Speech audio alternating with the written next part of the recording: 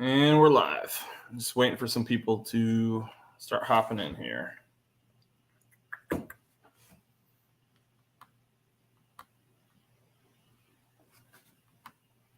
Make sure no one else is live today. I did talk to a lot of people in the boss group, so I'm hoping some of those Bubbas show up.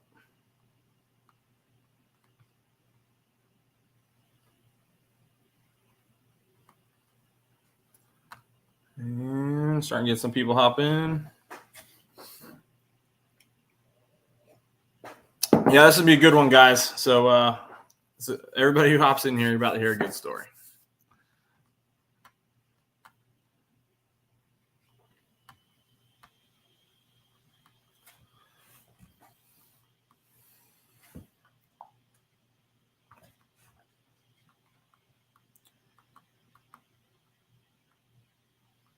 Yeah, I'd like to start going back to doing my early lives, but the problem with that is it's got to put the kids to bed. What's up, Matt? Matt, I swear to God, dude, I haven't talked to you in a minute. Hope you're doing all right. What's up, Nate?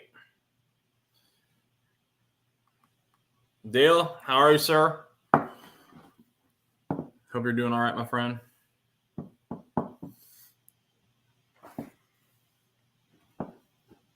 I know you've got a lot going on, so been keeping you and your family in my thoughts, my friend.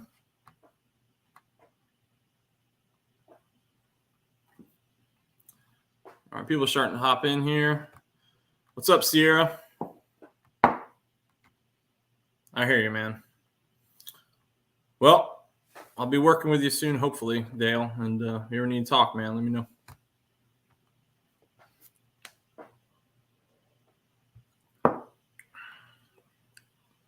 We got 2 school bus yellow bosses in here already. Look at that.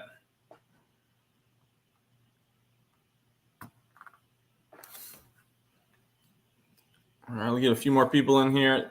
Yeah, guys, so no worries, brother. So like I was saying earlier, before people started hopping in, we got a guest today, and I met him through. I don't want to give him credit because we were kind of talking about this beforehand. So if you guys were like OGs in the channel, probably about a year and a half ago, I think it was, I somehow was randomly scrolling through Facebook and I saw a live stream for like Roush simulated esports racing. And I don't know why, but like the volume, you know how the volume will kick on if you go past the video on your Facebook? Well, the volume kicked on. It said something like, I heard something say like, hey, like, comment, subscribe for your chance to win. And so I was like, or like, comment, and share for your chance to win. And I didn't hear what it said. So I kind of just left it playing, started typing some comments. And then they said that you'd win a intro to racing school pass to Skip Barber. So intro to racing school was supposed to be a half-day event. So I kind of kept it playing, kept making some comments, and sure shit, I won. And then fast forward, I couldn't go to the original date I had scheduled, which was supposed to be a lead follow event for their Roush Stage 3's half-day event. And I wasn't able to make it. And he told me, the advisor told me, try and reschedule for the next year, and we'll get you in then. And so I kept calling for when the new schedule popped, and he's like, it's not ready. And I said, and eventually I was like, you guys aren't doing this, are you? He's like, no, we're not doing the intro to racing, but what we're going to do is we're going to bump you up to the full day event. I'm like, all right, sweet. Sounds good. And so that's how I ended up going to Skip Barber Racing School. And I met our guest today, whose name is Kyle Raineri. And I'm actually going to share. I'm going to go ahead and bring Kyle in real quick since he's sitting down here. What's up, man? How's it going? Going good. I'm going to share the stream one more time to the boss group because I'm sure they're just chilling. Bear with me one second. But you can go ahead and introduce yourself and talk about we'll start, I guess we can talk about how many Mustangs have you had? I've had 2. Had 2? Okay, you can talk about your first one. Yeah. Well, quick intro. Kyle Raineri. I'm currently a professional race car driver in IMSA. I drive in the Michelin Pilot Challenge series, which is half GT4, half TCR.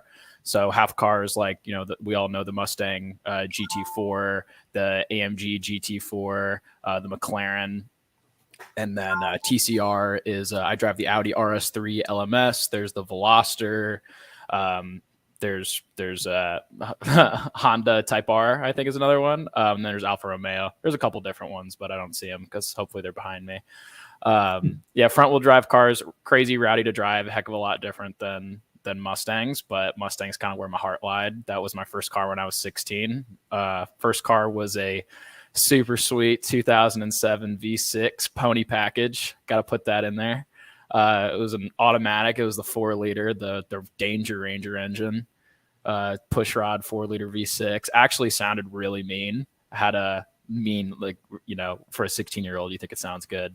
Modded it as much as, a high schooler would. Like, you kind of go through your phases of, being in a nuanced Mustang parts. So, like, you go through your American Muscle phase where you think AMRs are sick, and you put the cheapest suspension that you can on it just to get it low, and it came out pretty clean. I mean, I had GTCS front bumper on it, paint matched. It had some horrible fake hood pins. I'll never do that again. I was 16.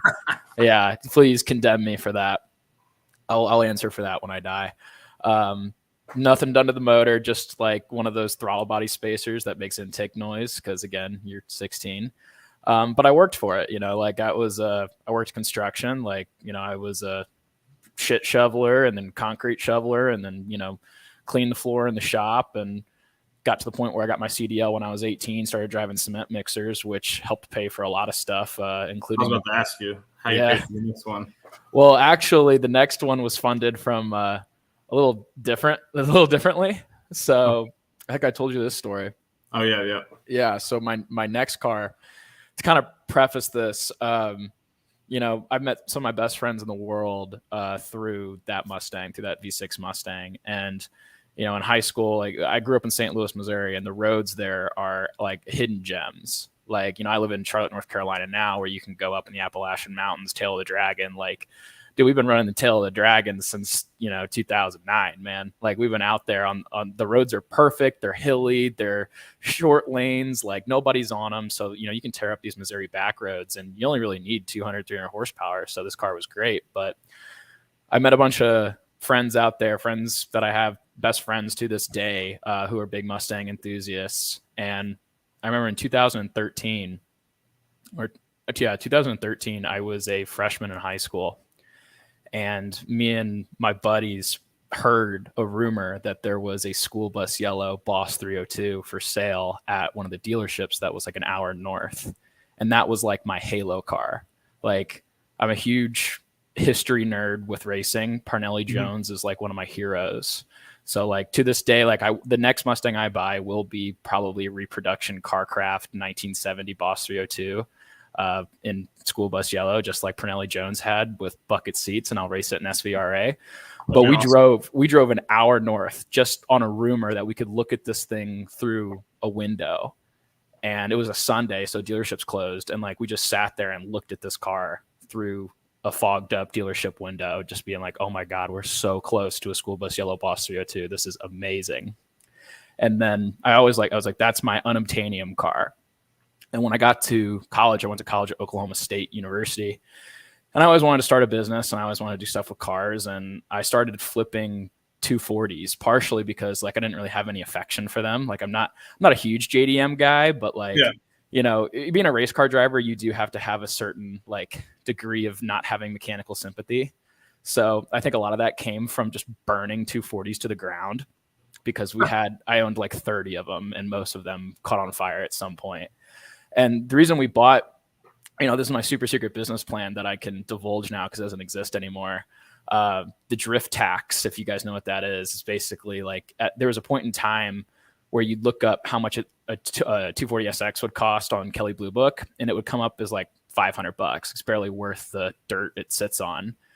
But if you looked on Craigslist, if you looked on Facebook Marketplace, which had just kind of started being a big thing at the time, they're going for $5,500, in crap condition. So I paid off a bunch of my buddies. I said, hey, like, here's your search criteria. I gave you 1,000-mile radius. I'm like, I know you're screwing off on your computer in class anyway. You don't have to fool me. Like, if you're going to be screwing off, you might as well be making money.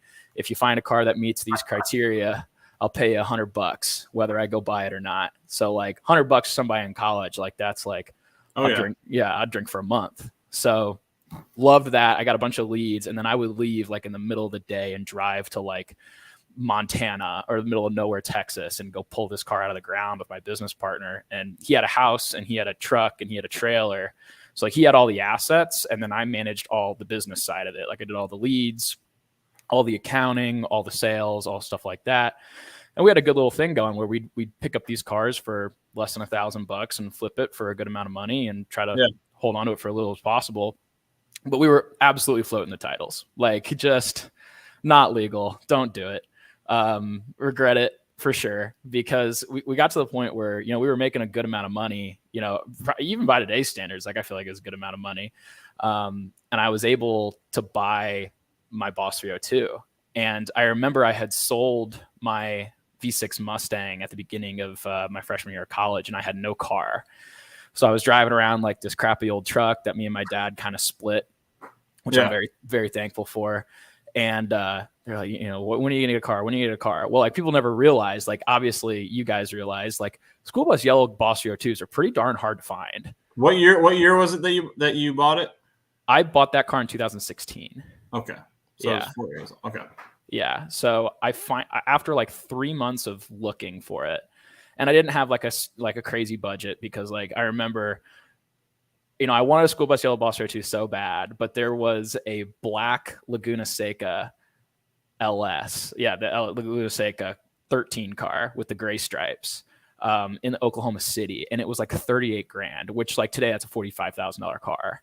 Oh, yeah. And I went out and I drove it with my good buddy Ben, and we're like, this is so cool. And I'm like, it's not yellow.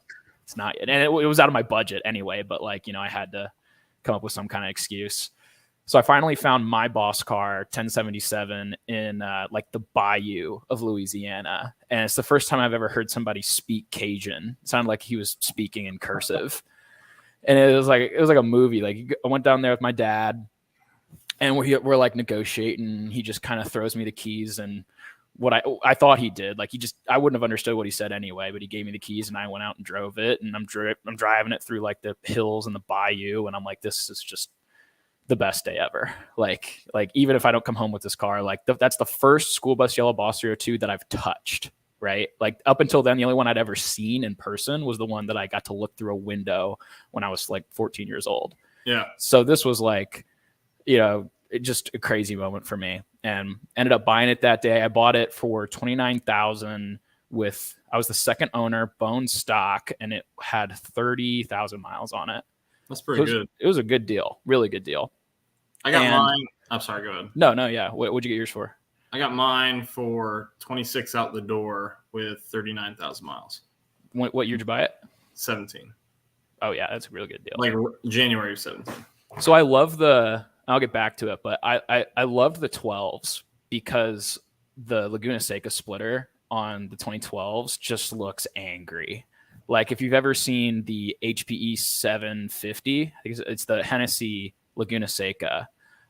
It's the black on red Laguna Seca from 2012 with just an egregious front splitter and blacked out wheels, gets rid of the candy red wheels, and you know, it just looks angry. Yeah. And it's so cool. And I was like, you know, if I had to bend the knee and not get a school bus yellow car, I'm like, I love the 2012 front end. Did you ever see, before you continue, did you ever see the LS that it was a Ford CEO? It was his car. It was a 2012. They sold it at auction. I can't remember which one it was. The ruby red car.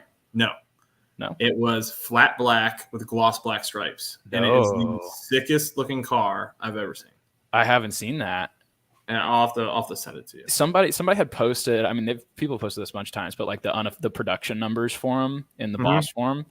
And there's there's the ruby red car, which was the charity car. There's a school bus yellow 12, which was a one-off auction car. There's a couple other there. I thought there was a blue one that was like an Air Force car. Yeah. Yeah, there's a couple. There's like 4 or 5 one-off cars for each year, but I'm not familiar with the black one. I've seen the one that was a yellow blaze with the white stripes. I've seen that in person. That was an accident. He's in the group, isn't he?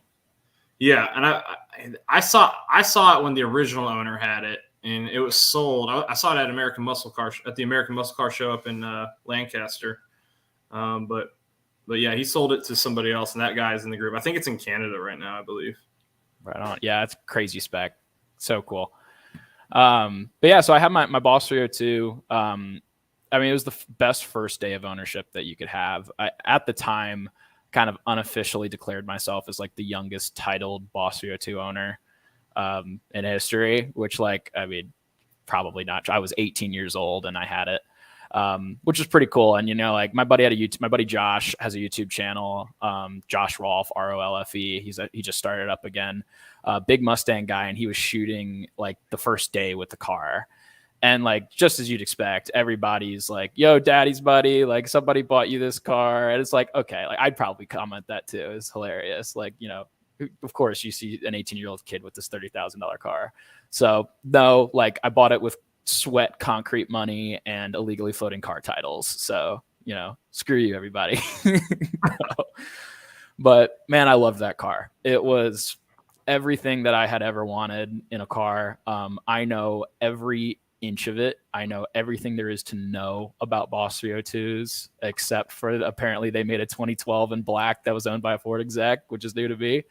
But man, that car was, I owe my racing career to it. I owe some of the best friends I have to it. Like, it was a heartbreaker to let it go. And I'll get to like how that point happened, but man, like it was just a great car. All right. Are you able to see your pictures? Yeah. All right. Let's see. So that's the first day right there. That's track day, but the picture next to it. This is the first day was the one next to it? Yeah. Okay. That's the first day. That's 18-year-old Kyle who can't dress himself. Yep. I drove it through the Ozark Hills. Like I said, it was like the best first day of owning that car. And I drove it from, you know, the butt crack of Louisiana up through the Ozark Mountains into Branson, Missouri, and parked it there at family's lake house. And it was just like, it was amazing. Like I remember I got out and I like tweaked, you know, the suspension, made it a little bit harder, and like just had the best day driving this thing through the mountains. All right. And then how long before you actually changed these wheels? Yeah. So the wheels, I get a lot of questions about the wheels. So like this picture was taken at Hallett, motor racing circuit in Oklahoma. It's right in between Stillwater and Tulsa, and Stillwater is where I went to school. So that's kind of a cool point that I'll touch on a little bit later in my racing journey. But to kind of modify it, like I think I had it for a year or so before I did really anything to it. That's not because I didn't want to. It's just I didn't have any freaking money. So the first thing I did was the rear deck lid panel. Everybody knows, like, they peel.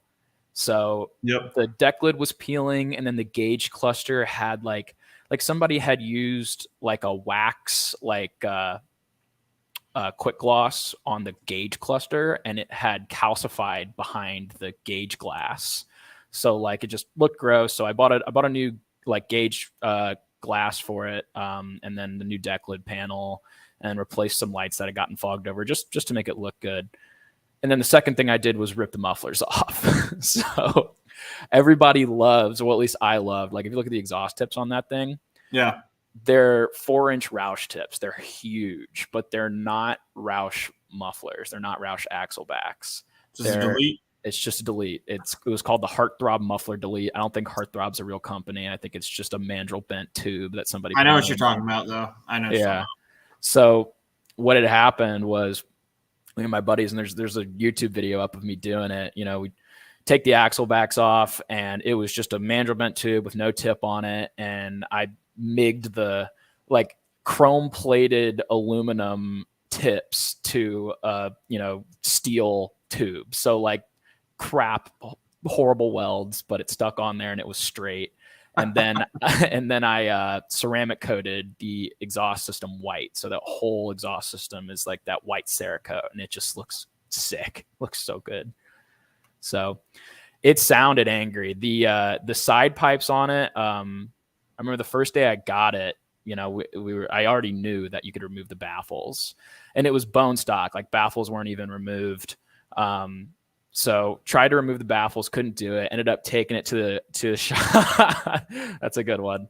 So I was in Dallas, and my girlfriend at the time was like just not anything to do with cars, didn't know anything about cars. And I had the Schroth 4-points in there. And like, if you could see behind this picture, there's nothing, like no rear seat, no trunk liner, no side carpets on the trunk. Like it's just metal. And harness bar, like it's just straight up like we're going to war back there. And there was an American flag that I had pinned over the fuel pumps. So yeah, we're driving through downtown Dallas, and I'm just rev matching it, being an a-hole. And I said I like driving through liberal cities because when I hit the gas, they can hear me burning through the ozone layer. There you go. But it was great. I mean, it had what was left of the catalytic converter. There wasn't much because it would shoot 4 fireballs out, 2 out the doors and 2 out the back. So it was just an angry car. And like, you ask any of my buddies, that car was a factory freak. Like I didn't do anything to it because I didn't have the was the HP tuners tune where you could retain the track key function. Yeah. And I loved the track key function because I'm convinced I'm one of the only people that actually use the pit lane speed control because I took it to the track so much. So you have pit lane speed control with the red key that I used.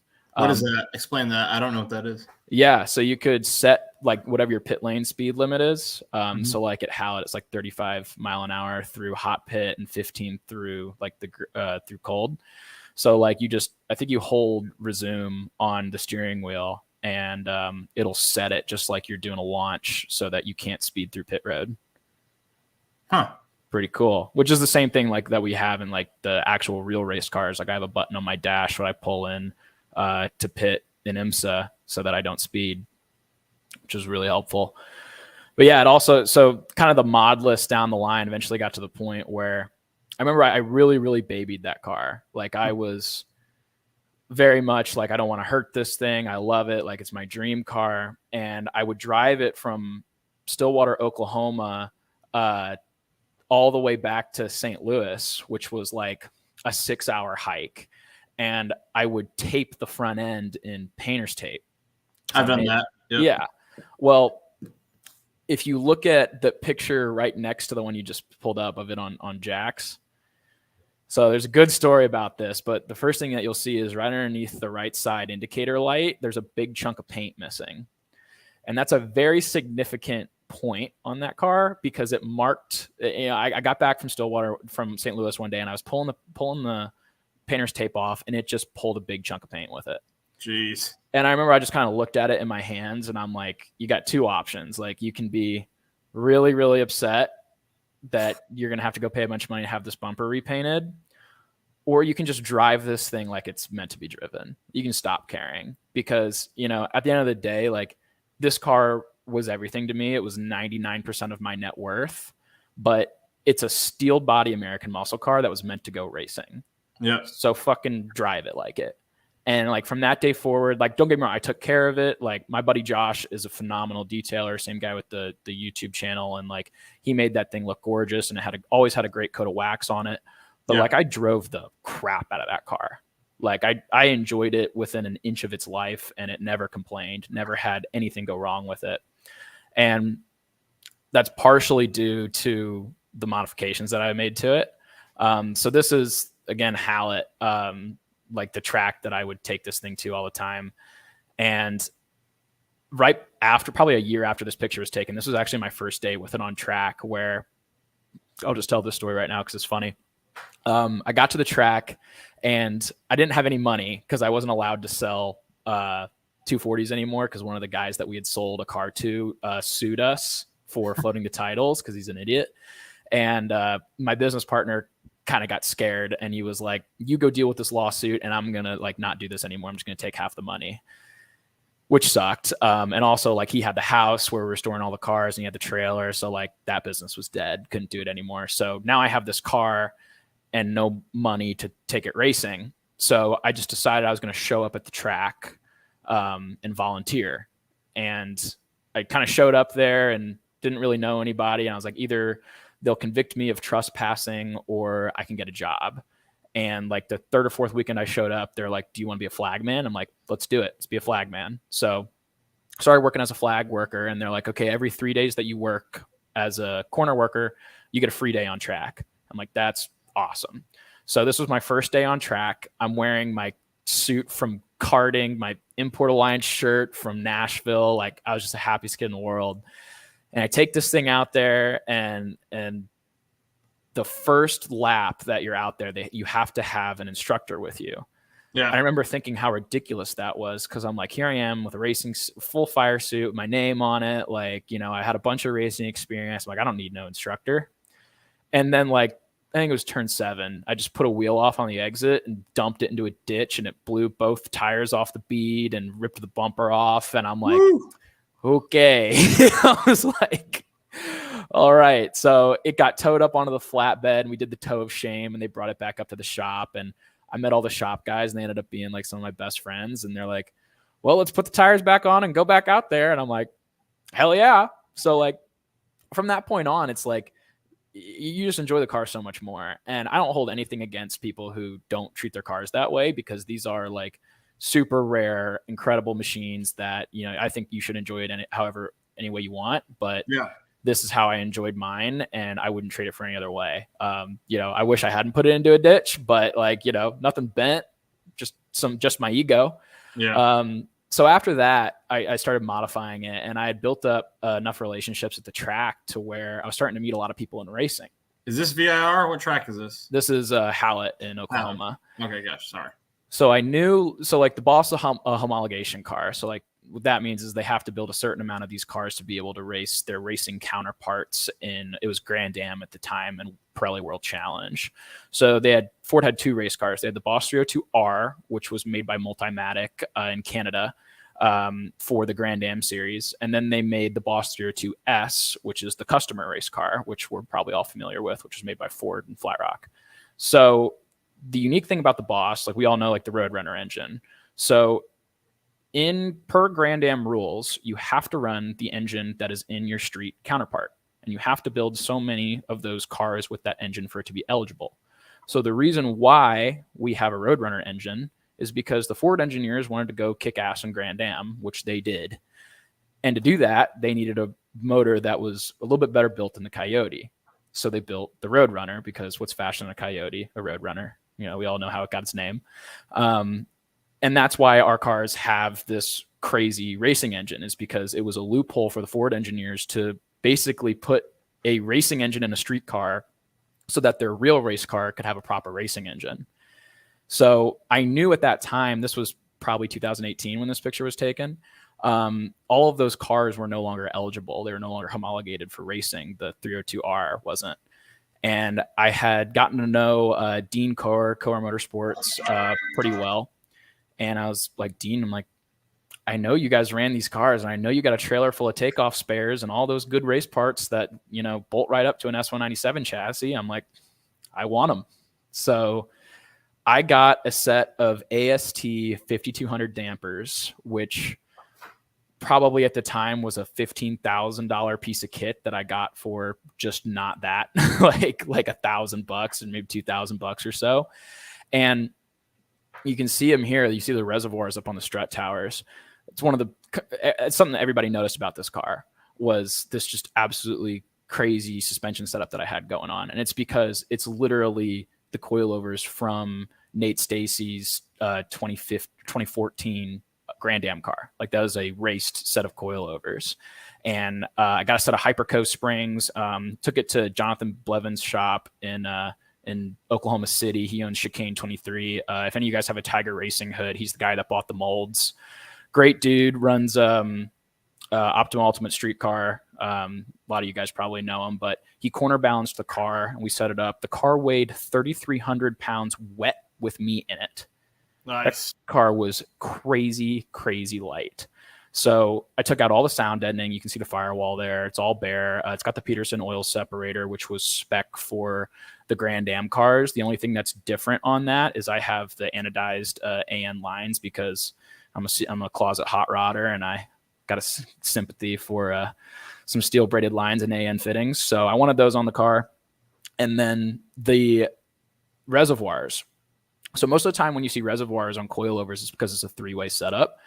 Per Grand Am rules, you're only allowed to have a 2-way adjustable coilover, compression and damping. So this was actually a 2-way adjustable coilover with an external reservoir, which is super, super rare. So on the top, you have compression, and on the bottom, you have rebound. So on the bottom of the strut, you have the rebound, and then on the top right there, you can adjust the compression. But to get those on there, I had to circle saw a hole through my $30,000 asset in my apartment. So I remember one year, I got an internship like my junior year of college and moved out. And I remember I spent so much money on this apartment because it had to have a garage. It had that's what was going to keep me sane. I was living alone and I was just living paycheck to paycheck to pay for this apartment, pay for this car. And that car was on jack stands for almost that entire summer because I was drilling holes through my car. So it's got 2 holes through the trunk and then 2 holes through the strut towers. And that's how I plumbed the lines for the reservoirs. And then I also got a set of the BBS Boss 302S wheels, which I think are just the coolest wheels that you can put on a Boss 302. I've seen a lot of really cool builds. I don't think they fit everything. Because I don't think they'd look great if you weren't doing a track inspired build. I think you'd kind of be more of a poser, but at the same time, it's a track inspired car. So there's a lot of counter arguments there. Yeah. But all the best wheels that we love are based off these. The Apex EC7s, everybody loves the Apexes. That's based off these. These are the OG. Man, I can't do this. Yeah, the OG wheels. So they're forged wheels. They were specifically made by BBS for Multimatic for the Boss 302R and S racing Boss 302R racing program. And if you probably can't see it here, they're actually silver, but they're just covered in brake dust. There's wheel gun marks all over those wheels from them doing pit stops. So people I take it to shows and they'd be like, and this thing's beat. And I'm like, it's because it's a fucking race car. They're looking at the wheels and there's just all these nicks and scratches all over. And I'm like, well, that's from them doing pit stops. So hold on. Cobra R77 says, because you probably can't see the chat. Says, I can see it. Yeah. Okay. I'm pretty sure I bought your old ASTs for one of my Boss 302Rs. Respond in the comments where you bought them from. If you bought them in Oklahoma, I bet they're mine. Because there's not too many of them floating around there. That'd be pretty cool. Sorry to interrupt you. No, yeah, that'd be cool. I'm keeping up with I got the comments up, guys. So any questions, I'll be happy to answer. But yeah, so the 302S or 302R wheels that I had were just takeoffs from Dean's racing team. They were straight up off of Nate Stacey's car. They ran pit stops. They were used in Grand Am. So they've got wheel gun marks from the pit stop guys, taking the wheels off. Eric's in here. Eric's the guy who actually bought this car, and I'll get to that in a second. He's a great dude, and he's the one that sold the ASTs because by then, I'd driven them on Tulsa roads and Texas roads for 3 years, and they're due for a rebuild, and it was just going to be a pain in the ass. So they did end up getting sold. He says he sold them to a guy in Texas. But yeah, other than that, brakes. So I had the 11-inch GT500 rotors in the rear. These are 18-inch wheels. When you have the big brake kit in the rear, it just looks way better. It doesn't do a ton for braking efficiency. You can say that all you want, but you're running the same ABS module. You're not really doing anything besides upsetting your balance a little bit. And then I ran G-Lock R11 pads in the front and R7s in the back. So the R11s are a straight up race compound where their operating range is it kicks in at 1100 degrees. So you're brake dragging for a couple miles on the street trying to get these things to heat up. And then the R7s are an awesome autocross compound because their operating range starts at like 300, but their cap is like 3,000. So like they're really broad operating range, great bite.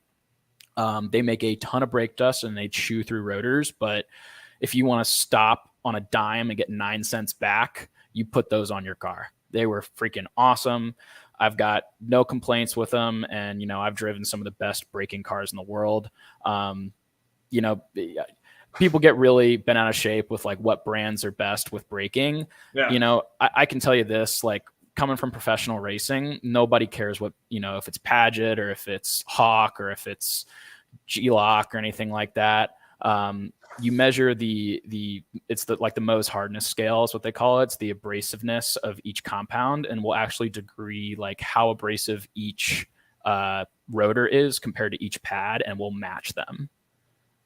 So that's how the pros are doing it. You know, we got some pretty like complicated equipment to accomplish that, but like don't overthink your brakes. If you have to, just default to what's a bit more expensive because, you know, it's your brakes. You want to be safe. And then I ran the Hankook RS4 200 treadwear tires. I think if you're going to daily a 200 treadwear tire, it's probably the best one to do it on.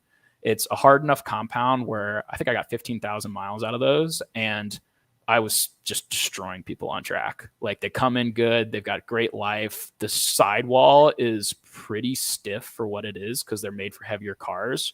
So you don't get a bunch of tire roll. Like just a great tire for track days, or even if like you're doing autocross or stuff like that.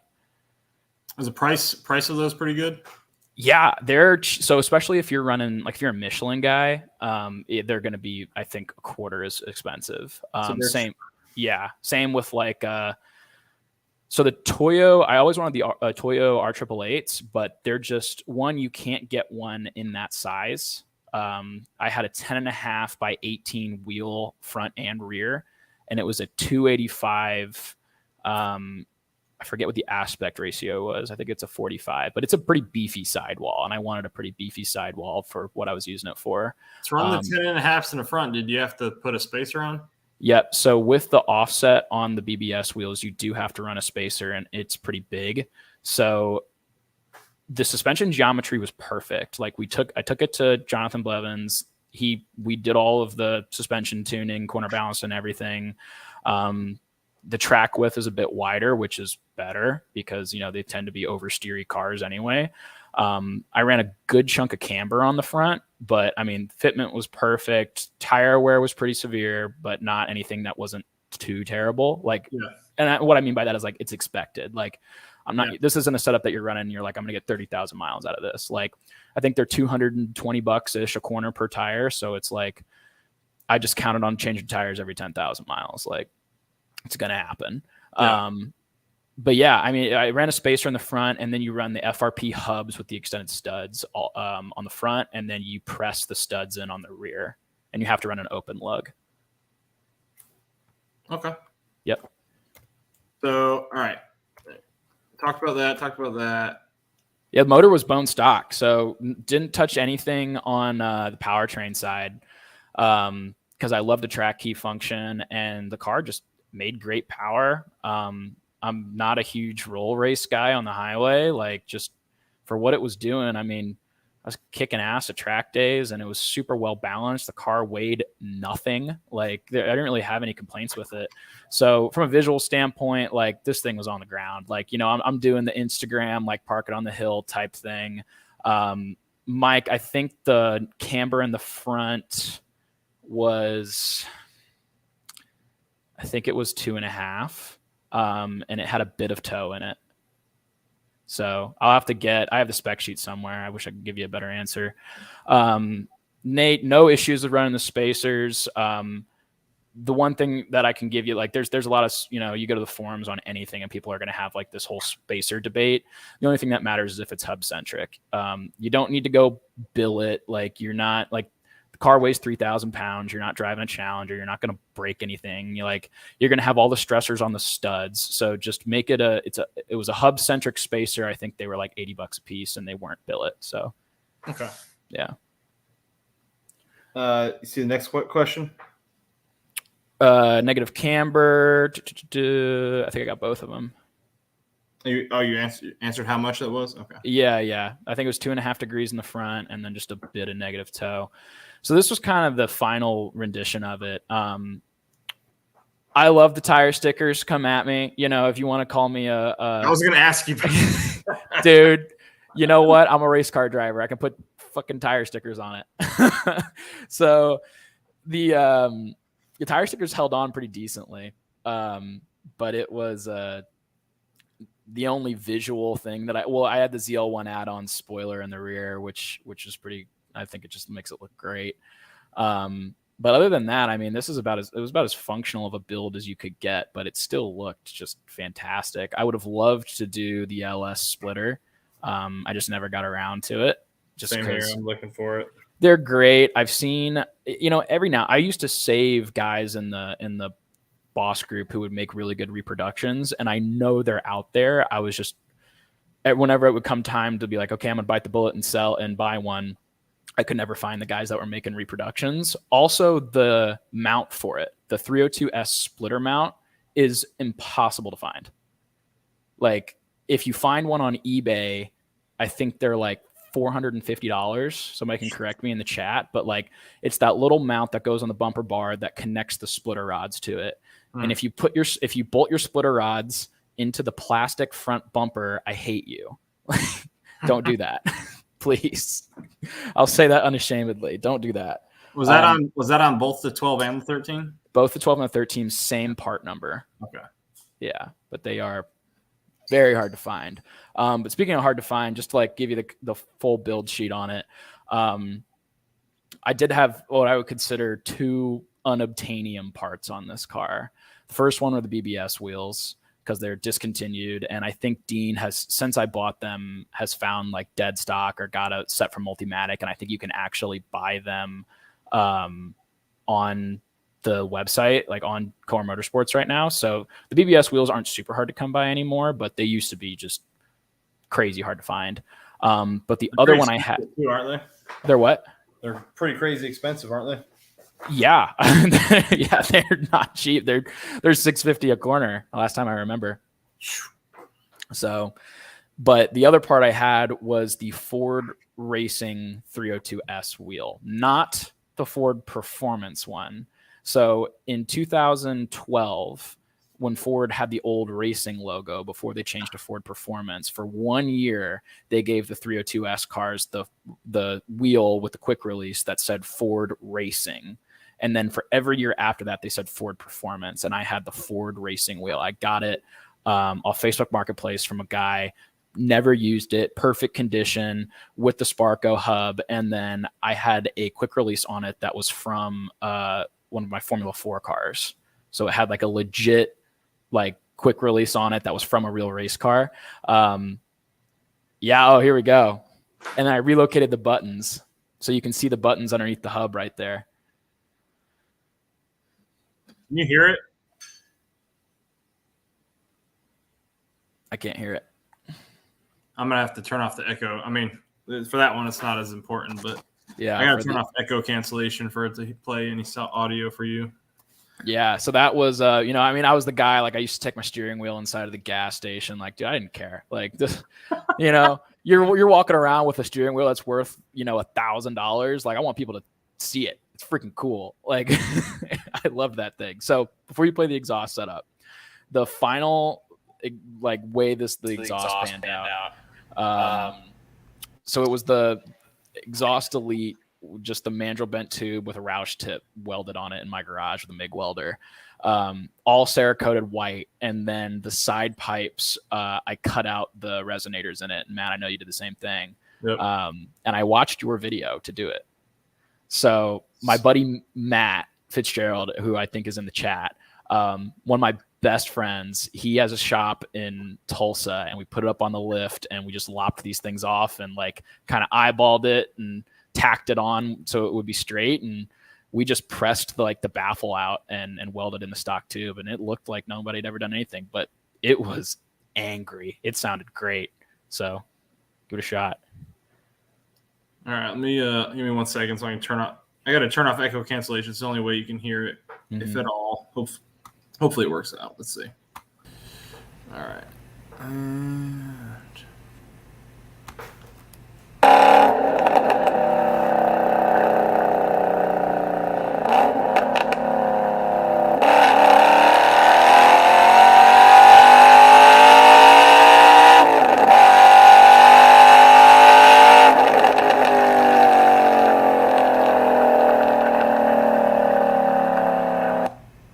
So good. Can you hear it at all? Yeah, I heard it. All right, perfect. And I think that's the last of what you sent me here. Let me double check. Yep, that was it. Yeah. All right, so let me close this down. It's going to bring us back 2 by 2 here. All right, so we were sitting down at Skip Barber for our little luncheon, which, by the way, never in my life have I ever felt so out of place with the audience, the other audience that was there. Like the other lady, I don't know if you remember, if you heard what she said. So the lady who drove in with the Corvette, I don't know what she did for a living, but she said she owned the fastest Arabian horse in the world and just got back from Dubai. And I was like, you're on a whole nother level than me. Like I'm like, man, I'm just like the luckiest guy in the world to be here. Everybody else here just is, millionaires, whatever. But you sat down with us and you told us your story, which I'm gonna go like inform the group. It should be the script of a movie. Like you should have a movie about your life because it's pretty crazy. And I'll let you take it off from there, man. Yeah. Echo real quick. Oh yeah, was it echoing real bad? My fault. There we go. Yeah. So it is a pretty wild story. Like, we all do dumb stuff when we're younger. And, at the time you think that, this is a decision that you'd make, at any point in your life. I'm not very old now, and I can tell you there's no way I'd do this again. Like, this was extraordinarily risky. I think there's a bunch of parallel universe Kyles who it didn't work out for them. And I'm probably the only one where it did. So best way to tell this is come back to the boss story, because the boss played an instrumental part. I would not be a professional race car driver without the boss. And to tell the story, I got to get back to, how I sold it and everything. So about my junior year in college, it was before I had even taken the boss to the track. And I was playing lacrosse. I played lacrosse for Oklahoma State. And, I didn't really know. I was a business major. I started and failed selling 240s, didn't really have any direction. Just like a lot of us don't have when we're 20 years old. And, I remember I was in the workout facility one day just getting ready for a lacrosse game. And I was just kind of running and thought to myself, like, you can do anything that you want with your life at this point. It's like one of the last 2 years or so of your life that, you don't really have any bills. You don't have mouths to feed. You don't have a girlfriend. You don't have a wife. Like, I'm always very careful to listen to people, especially a lot of people that are older than me, about, where their lives are and what they wish they did when they were younger, so that I could live like a happy and fulfilled life. And, one of the things that we were talking about earlier, like your life changes when you get married and you have kids. And, I want to be that person one day, but, I also have a lot of dreams to chase. And I just thought in that moment that, like, I had this big moment of clarity where if I wanted to do something crazy, like, now is the time. And I was like, what? I was always a very happy guy, like never had issues with depression or anything. But I was like, what made you the happiest you've ever been up until now? And it was racing around the country with my dad when I was a kid, racing go-karts. And I had raced go-karts for about 10 years or so. And the way that started was, I don't come from a racing family. A lot of people in racing have been doing this for generations, and they've amassed this incredible wealth that continues to enable them to do this amazing sport. And don't get me wrong, like, I was a very fortunate kid to be able to race go-karts. Like, that's a extremely expensive sport to put your kid through. So there's not an ounce of me that isn't thankful for it. And I remember I was in school and there was a kid that was a couple years older than me, and they gave him a pep rally for winning a go-kart championship. And, like, my first word was car, and I was watching NASCAR every day and, like, loved cars, like, just didn't really, like, nobody in my family did. So I didn't really know what to do. And I saw this kid in this pep rally, and, like, he beat, like, Max Verstappen at WK Daytona. Like, this kid was a stud.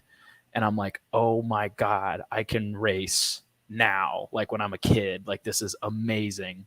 So I just begged my dad, like begged my parents for like 2-3 years. And I was like, can I like go talk to Tristan's parents? Like, please tell me how I can do this. Like, this is so cool. I want a pep rally. Like, and you know, I have the best dad and best parents in the world. And like my dad was this huge soccer star in St. Louis, Missouri, and it's successful, you know, owned a concrete business with him and his brothers, and just had no interest in cars or mechanics. In fact, like my uncles have a saying, Chris under the hood, car no good. So even with that history, he decides that, you know, he's going to buy a go-kart. He's going to be my coach. He's going to be my chief mechanic, and we're going to go do this go-karting thing and figure it out. So we started racing in Peevely, Missouri, and I was dog shit for like the first couple of years. And then eventually got good enough, and I won the state championship 3 times in a row. And this was with this was just me and my dad, no coaching, this is before YouTube. So it's not like I could just like Google what a racing line was. Like this was all just feel and like, you know, playing Forza on my Xbox. Like there was no direction. And we took that, we went to a Midwest series, we went to a national series, and I got my ass kicked for sure. But like for what we had, like, I think we did pretty well. That's not to say that there weren't a lot of kids that were a whole heck of a lot better than me and definitely deserved a shot. But it kind of got to that point where, you know, I was in high school and we had been racing for all this time, and kind of figured racing would work just like every other sport works, where if you're good enough, somebody calls you and they're like, hey, here's your ticket to go pro. Here's your ticket to go to the next level. And that call never happened. So we stopped racing, and I focused on lacrosse so that I could go play lacrosse at school. And that takes me back to, you know, that moment that I had where I was like, you know, you've given up on your dream. Like this was something that you wanted to do your entire life, something that, you know, you felt like you were born to do. So are you ever going to do it? Or are you just going to act like you were never good enough and make your excuses for yourself? And I was like, if other people have done it, I can do it. Like, I don't care how good I am. I'll get better. Like, let's just go figure out how to do it. Yeah. So I decided that day that I was going to look up the nearest racetrack. And that's how I found Hallett, which was like total miracle, godsend, that there was a road course racing circuit in between where I went to school in the middle of nowhere, Oklahoma, and Tulsa, which was like 30 minutes from school. So I just showed up. You know, I didn't have a plan. I didn't know anybody. I didn't reach out to anybody. I just figured like I have better odds of figuring something out if I'm at a racetrack than I am sitting in my fraternity house in college. Like, I'm just going to go figure it out. And like I said, either I'll get charged with trespassing or we'll have a breakthrough. And that's how I got my volunteer job to be a flag worker. That's how I was able to pay for my car to go on track. And that's how I was able to, you know, modify the car and build those connections with actual teams and team owners. And after I graduated, I got a real job, just like everybody has to do. I worked for Kenworth. I was a service manager at a dealership. And, you know, I kept driving the car, and the owner of the track was like, you know, he knew me at the time, but he's like, we're pretty good, you know? And I was like, you know, this is my background. Like, I've raced karts for 10 years or so. And he was like, no, like you're really, really good. He was like, you want to go racing? I was like, yes, like, that's why I'm here. Like, you know, I love my Boss 302, but I'm not going to, you know, spend 40 grand if I didn't have to like put a cage in it and try to go Grand Am racing. So he was like, you know, I run Spec Racer Fords. He owns the team. He was like, why don't you come drive one of our cars? And, you know, you say you got some racing experience. We'll see how you are. And he brought me out. I remember I left work that day early, and I got to the track, and it was just me on the track with one of his other drivers who was really good. I went out there and just kicked ass. He was like, you know, I was faster than a good chunk of all of his other drivers. And they're like, this is your first time in this car. Like, this is seriously, seriously impressive. Like, you would be at the front of the field if you were racing in SCCA right now. So that's what I did. You know, he gave me a great deal. Like, I was still paying to be in the car, but like, I could afford a little bit of it because I had like a real job, but I was spending like every ounce of that. Like, it was rent, and then it was racing. Like, I was having ramen noodles and sleep for dinner. And like, I would just, you know, didn't have a gym membership. I would just run. Like, I was running like as lean as you could, not going out, not drinking, not nothing, just focusing on like how, like, I got a little bit of hope. I'm like, I'm on a team and I can drive a car. And I drove for Scott for a while, and did really, really well. Like, kicked a lot of ass in this car, and it kind of gave me the confidence to be like, you can go drive like proper race cars. Like, this wasn't just a karting thing. Like, whatever happened in those 4 years that you took off racing, like something clicked. And on top of that, like, now I had all these resources. Like, you had the internet, and like I had all these books. So I would read every single book that I could on driving, like going faster and art of racing lines and things like that, and understand vehicle dynamics. I remember the only textbook I ever read in college was a book called Race Car Aerodynamics. I was a business major. It was a master's level engineering course. I read that cover to cover just to understand vehicle dynamics and aerodynamics. So like, I just understood, I gained this comprehensive knowledge of how the car works and how to become a faster driver, and kind of came to the understanding that the only reason I was able to succeed as much as I was with the little experience with like the little coaching I had is because I have a bit of natural talent for this. So that was really sharing, because I've never had natural talent at anything. So I was like, okay, like you're good enough to compete and win. And then I kind of got to the point where, I had to take a promotion for my job, and I moved down to Dallas, Texas. And, that sucked because I left the track that I had met everybody at and kind of everything that I had figured out up into that point. And it was a big step. But when I got to Dallas, I was like, you got to just do what worked before, which is go put yourself in high probability situations, put yourself in a position for good things to happen to you, and you will figure it out. So I Googled the nearest track, which was MSR Crescent. It was about an hour away in Fort Worth, where I was living in Dallas. And I just showed up, met people, became annoying.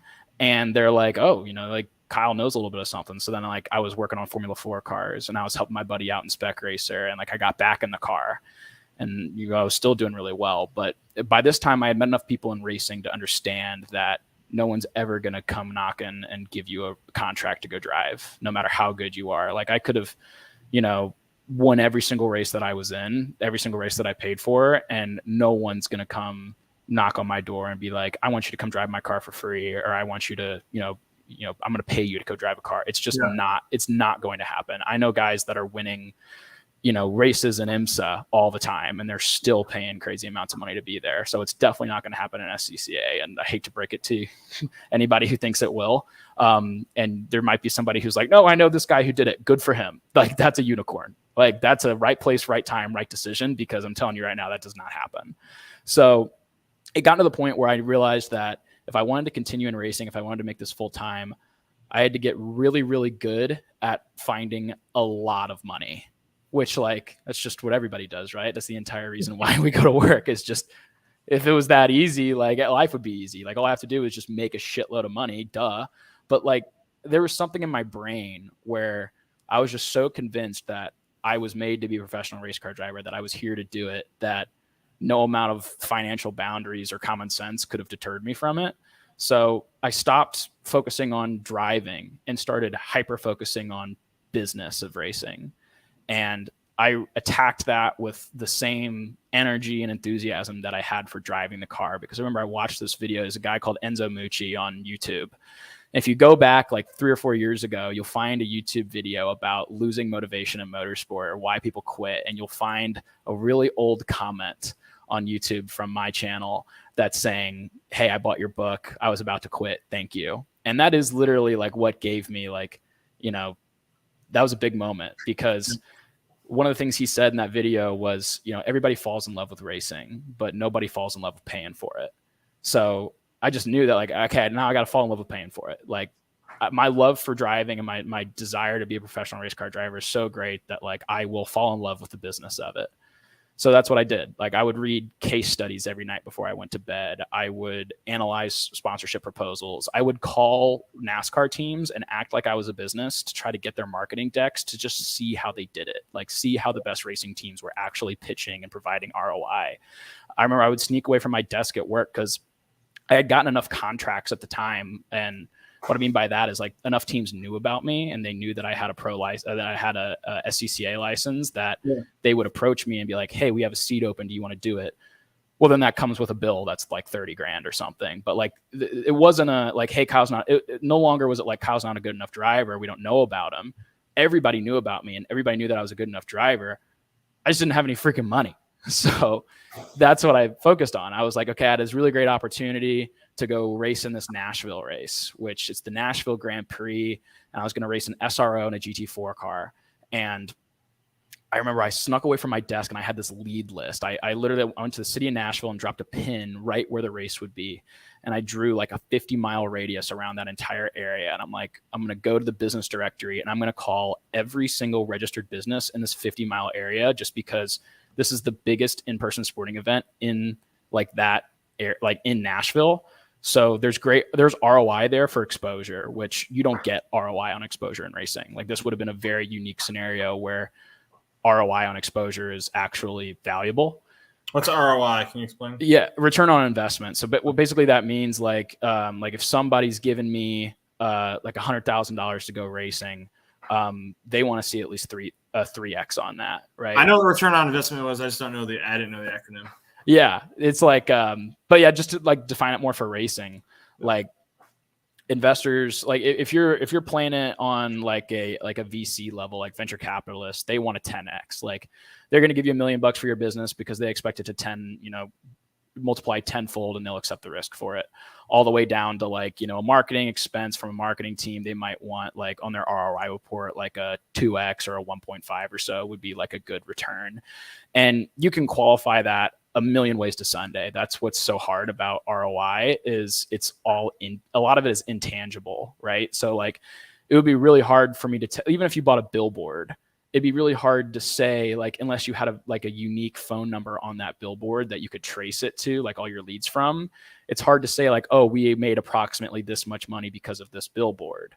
So where you become a really good sponsor salesman is you figure out how to quantify intangibles.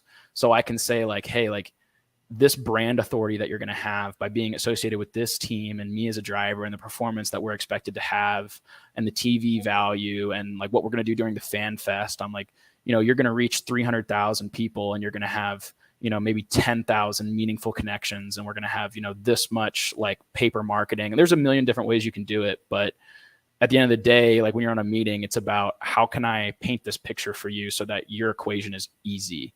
Because the last thing you want to do is say, hey, we're going to be here and we're going to do this. And then their job is to go figure out why that's valuable, because they're going to figure out every reason to tell you why it's not worth what you say it is. So you have to tell them the reason why it's worth something. And that's where you have to become a master level student of how to do that. Because the guy you're talking, like I was a 22-year-old kid talking to a CMO.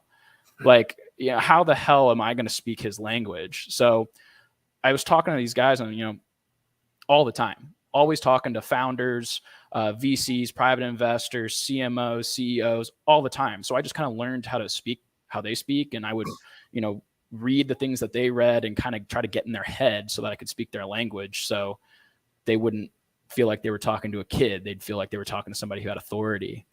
And, this all sounds well and good, but it didn't work. So it did work later, but like for that immediate thing, I was like, I'm going to sell this Nashville race and like, we're going to go from there. I remember it was like 2 weeks out from that Nashville race. And I'd realized at that point where like the team was waiting, like they're like tapping their foot. They're like, Raineri, like it's not going to be much more time. Like we got to sign somebody for this car. And I had called like 300 businesses and I couldn't put anything together. Nobody wanted to do it. And I remember at that time, like I was like, I'm like, this is it. Like you gave it your best shot. Like you can never say you didn't try. And then I got a call from my buddy Ricky, or my coach, Jonathan Scarallo, owned Group A Racing, and he was the guy I went did Radical Cup with, those Radical cars. Have you ever seen them? And he called me and he's like, I'm going to PRI in Indianapolis. He's like, do you want to come? It was like the next day.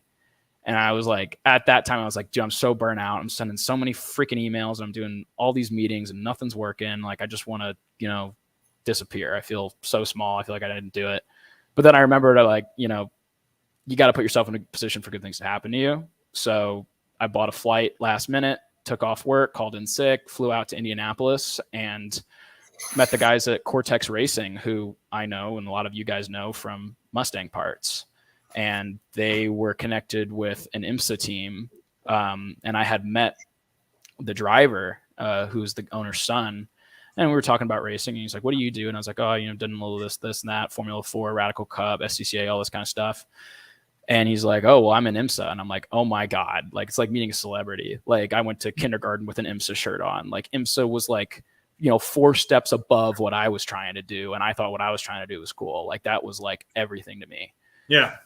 And I met the owner, he introduced me to the owner of the team, and he's like, are you available for next year? And I'm like, yeah, I sure am. And he's like, let me give you an interview. He's like, let's go have dinner. Let's have an interview.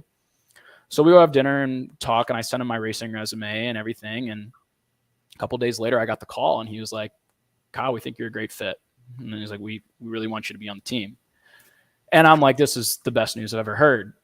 And then that came with the worst news I've ever heard, which is it's going to be about $40,000 to do this. And like the best way I could describe it, and I was telling you this at lunch at Skip Barber, it's like if you grew up wanting to be an NFL player, like more than you wanted to breathe. Like you went through high school football and maybe played a little bit of college ball. And like, you remember that moment where like your dream was torn from you, where you're like, I'm never going to make it to the league. If somebody came to you and they waved like a bill in front of your face and they're like, you want to go be the Dallas Cowboys quarterback this Sunday? What would you do for that? So the only thing I had that was worth that amount of money was my Boss 302, was my dream car. So the first person I called was one of my best friends in college, Eric. And Eric housed, like I lived on Eric's couch for a semester. Like he's still one of my best friends to this day. Like where we pulled the transmission out of his Genesis in his parking lot. Like I was driving the automatic Mustang and like trying to impress a girl by like doing the like 1, 2, 3, like instead of shifting, he'd like make fun of me the whole time. Like just one of the best dudes you'll ever meet. And I was like, Eric, I'm like, this is what I want for the car. He's like, could you do it? And he's like, yeah, I'll do it. So he paid me a good amount of money for that car. And to be honest, that's probably one of the only people I would have ever sold it to, because he treated it really right. And it went back to a good home in Oklahoma. And the next day I got the money in cash from Eric, and I signed my first IMSA contract. And to give you an idea of just how insane that was, this is a $250,000 car. And it might cost you, $40,000 to get there and to sign the contract, but that doesn't include expenses and damages. And I don't know if you ever watched an IMSA race, but there's quite a bit of expenses and damages. So this was like, there is no option except for don't wreck the car, which sometimes is out of your control, and go win, or like go do the best you can. Because if you go out there and get fucking lapped, like no IMSA team's ever going to want you back. And I had told a bunch of sponsors that I was doing the whole season, even though I just signed for one race. Cause I was like, let me fly you out. Like, let me get you down there. Like, just so you can see it. Cause I knew that if they saw IMSA, you can actually give people returns, because the B2B in IMSA is crazy. Like I sat next to Jim Farley at the Rolex, the CEO of Ford. Like the people that I've met in IMSA are just the most, like, take the people you met at Skip Barber and it's times 10. Like they're some of the most influential business people in the world. And the way you're really able to give a return is take any industry and say, you want to do business with these people? You want to do business with this Fortune 100 company that could buy your product? How much would that be worth to you? Would you pay 10% of your opportunity, of your net opportunity cost, for me to put you in a room with him and arrange a meeting? Like that's worth a shitload of money. That's worth the money that it costs to go racing and then some. So I knew that for me to like build a sustainable career, I had to stay in IMSA. And to do that, I had to, 1, be fast enough to drive in IMSA, and 2, not wreck the car, because I couldn't afford to pay for it.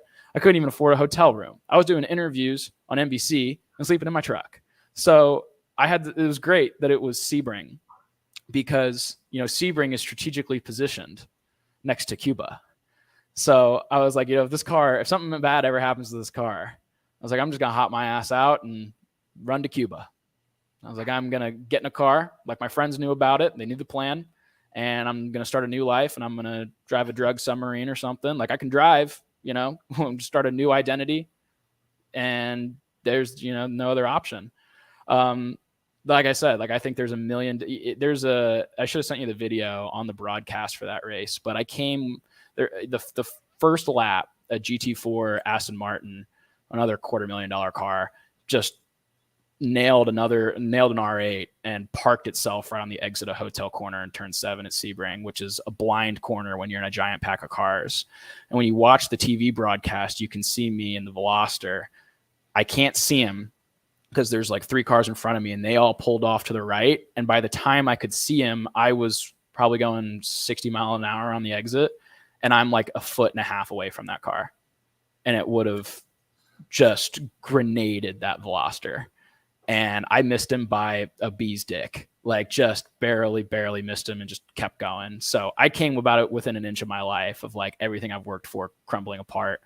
But it worked out. Like I remember the first session, it was raining and I was like, okay, now you got to go get in this super expensive car and go drive against some of the best drivers in the world in the rain, in a track you've never been on, in a car you've never driven. And I finished 4th in practice in the class. And I was like, okay. I was like, you can do it. Like, you're here. Like, now, like everything that you've been telling yourself that you thought was BS is true. Like, you are fast. You are a world-class driver. You're made to be here. And we were partnered with Cortex Racing for this race. And Ricky, the owner of Cortex, was my crew chief. And he just gave me like the best pep talk. Like, the dude's like still one of like, he's like one of my like pseudo dads. Like, I freaking love this guy. Did he know your situation? No. Okay. No. And like, you know, if anybody's watching, this would never happen again. And there would have been ways that like that team would have been righted. I would have never put those good people in harm, like in financial constraint, but like it definitely wasn't going to be me. But no, he didn't know anything. I didn't tell anybody. And he was just like, dude, like you're doing incredible. He's like, you're a great driver. You know, you got you got stuff to learn, but you're willing to learn. And like, you're great on the radio and you're a pleasure to work with. And like, that was a great compliment to get, you know, from a guy who I think makes the best Watts link in the industry. So it was pretty cool. You know, that first session we went out there and, you know, we P4 in practice, it's practice, who cares? But like for me, it meant a lot. And then the race, my co-driver Caleb got in the car and we actually led a lap on pit strategy. And then a caliper bolt failed in the right rear and it cut the wheel in half. So we actually DNF'd that first race, but I got all the way up to P8 on it in my stint. And Caleb probably would have driven that thing to a podium if we wouldn't have had that component failure. But after that, like the sponsors loved it. They saw the value there. We were able to close a lot of guys and get them on board for the rest of the season. I mean, I proved, like I was talking to other drivers and they're like, dude, you're just as good as all of us. Like, these are guys I've been watching on TV, which is crazy. And it kind of just was like this moment of, man, you just made the riskiest gamble I think anybody's ever made. And it paid off. Go buy a lottery. I should have bought a lottery ticket. Like I picked a good day to be the luckiest guy on the planet. And, you know, from then on, I just dedicated pretty much everything I had to chasing the rest of that opportunity. You know, I quit my job. I did sponsors full time. I met my business partner today at an IMSA race in Road America. He's like, dude, not only are you a great driver, but you're a really sharp businessman. Do you want to start a business together? So now I'm in business, you know, doing AI for real estate. And that's a great thing that I have on the side. That's, you know, awesome. But also like continuing to, you know, do sponsorships and race in IMSA. And, you know, you guys will probably see an announcement in the next couple of months, but doing some really, really cool stuff with stuff outside of IMSA and some really big names. So that's basically how it happened. Like a whole lot of luck, but also like, you know, I don't want to discredit myself or anybody who's trying to do it. Like it takes an immense amount of talent and pressure to get there. The people that are driving an IMSA, I think, are just incredible human beings. Like even if your dad's paying for it, I don't care. Like it takes some nuts of steel to get out there and drive a car like that. Like just, it's an immense amount of pressure, and I love it. I wouldn't trade it for anything in the world. I mean, just hearing your story though, dude, and the amount of effort you went through, like at all stages, just trying to figure out what the right path was and just excel at it. You went through the driving stage, make yourself the best driver you can be, learn the business aspects of it, right? And learn everything about race cars. You said you read that textbook, right? That you showed like tremendous dedication. So like, I'm happy after hearing all that. I was happy, I'm happy it worked out for you, because like you like to hear that people's hard work pays off. So yeah, you're one of those special cases that it did, and not only did it pay off, but you had someone looking out for you, because dude, yeah, some craziness could have happened there. So, absolutely. Hey, there's been like like at Road America, like tore up a car. It wasn't my fault. You still got to pay for it, right? Like that's where this door came from. So like you get this nice little office ornament out of it, but also puts you out of a car for the rest of the year. So just you can complain all you want, but it's a situation you put yourself in. And I'd much rather be miserable being a professional race car driver and poor as dirt and trying to make it work than make a nice W-2 salary at this job that I hate. Like, I don't complain for a second about situations I put myself in. I'm happy about where I'm at, and I'm, just as dedicated as I was when I was getting off that treadmill 5 years ago as I am now to continue racing and to make this my lifelong career. And that's, led me to Skip Barber, where I can, be a coach. And that's a huge passion of mine, to see guys like you who get chances to go there when, a lot of people are just, there because they can afford it. Like, that's awesome. And to be able to coach guys like you and see where you came from when you got there to where you left. I think that's just as fulfilling as suiting up for an IMSA race and, seeing a big C-130 fly over the top of you while you're standing next to your race car. Like, well, I had a lot of fun at that. And, I definitely, I had a blast, and I like being, especially in your group, because, I was only there for the day. I wish I could have done the 3-day program, but I could definitely see that following you, obviously, because it was a lead follow event. Yeah. Catch my metric for me, my success was, did we catch the other group, which we did like every twice. time. Well, we didn't have somebody slower with us. Yeah. Yeah.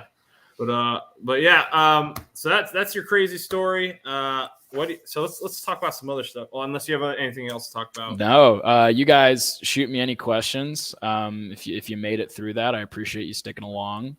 Let me know who I should cast for my screenplay. Yeah. And if anybody here gets to go out to an IMSA race, find me on Instagram or, on the Boss Forum on Facebook, reach out, because, before I was a professional race car driver, I was a guy on the Boss 302 forum, and I still am. So like, we're all friends. Like, I'm not some high and mighty guy. I'll give you a tour. Are you gonna buy another one? I don't think I'd buy another 2012 or 13. And that's just because like I had such an amazing time with my car, and it lived like such this fulfilling life that like I don't really want to replicate it. Yeah. So the answer is yes, but I really want a 1970 Carcraft Boss 302, one of Parnelli Jones's, either one of Parnelli Jones's cars, or either one of Parnelli Jones's cars, or like a repro. That's Eric. That's the guy that bought the car. Love it. So the new Mustang GTD, right? Mm-hmm. Made by Multimatics, manufacturing it. Let's talk. They said they're gonna be running it in the sports car class. What are they running it in?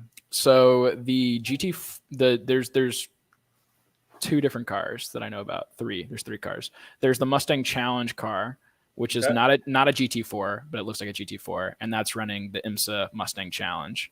Then there is the GT4 car, which is similar to the S550 GT4. It's also built by Multimatic.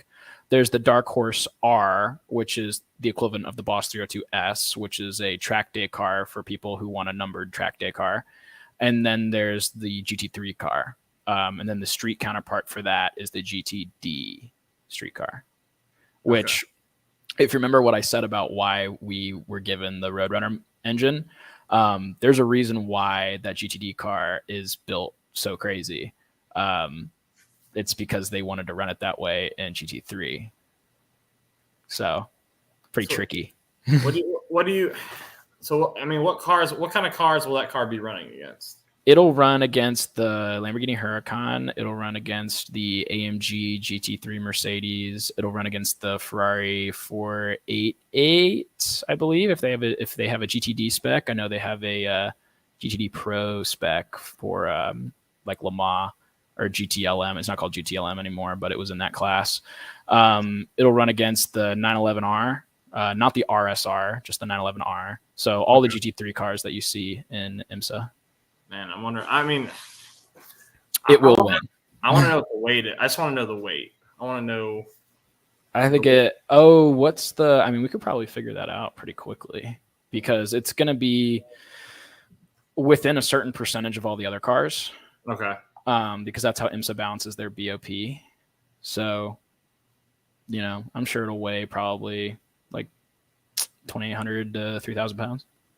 All right, hold on real quick. So this is what I was trying to tell you earlier. I sent it to you on a messenger, but that is the. Oh yeah, I've never seen that. That's badass. Yeah, if I could do a rap ever, it'd probably be that.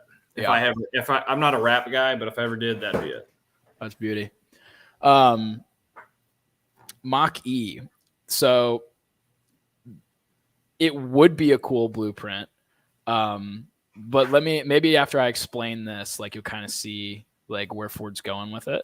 So the sports car racing classes are like needlessly confusing. And the reason they're needlessly confusing is because when you have so much money in a sport, if 3 or 4 of them decide that they don't like something, they can make policy changes because you're talking about, $1 billion between maybe 4 people. And like, if they want to start a new class because they want to do something else different, then they're probably going to go start a new class. Like, screw the fans, screw it makes sense. Like you got that much money in the sport. So they start doing stuff like that, which sucks. But the reason I'm talking about that is because there used to be a GTLM class, which was Grand Touring Le Mans.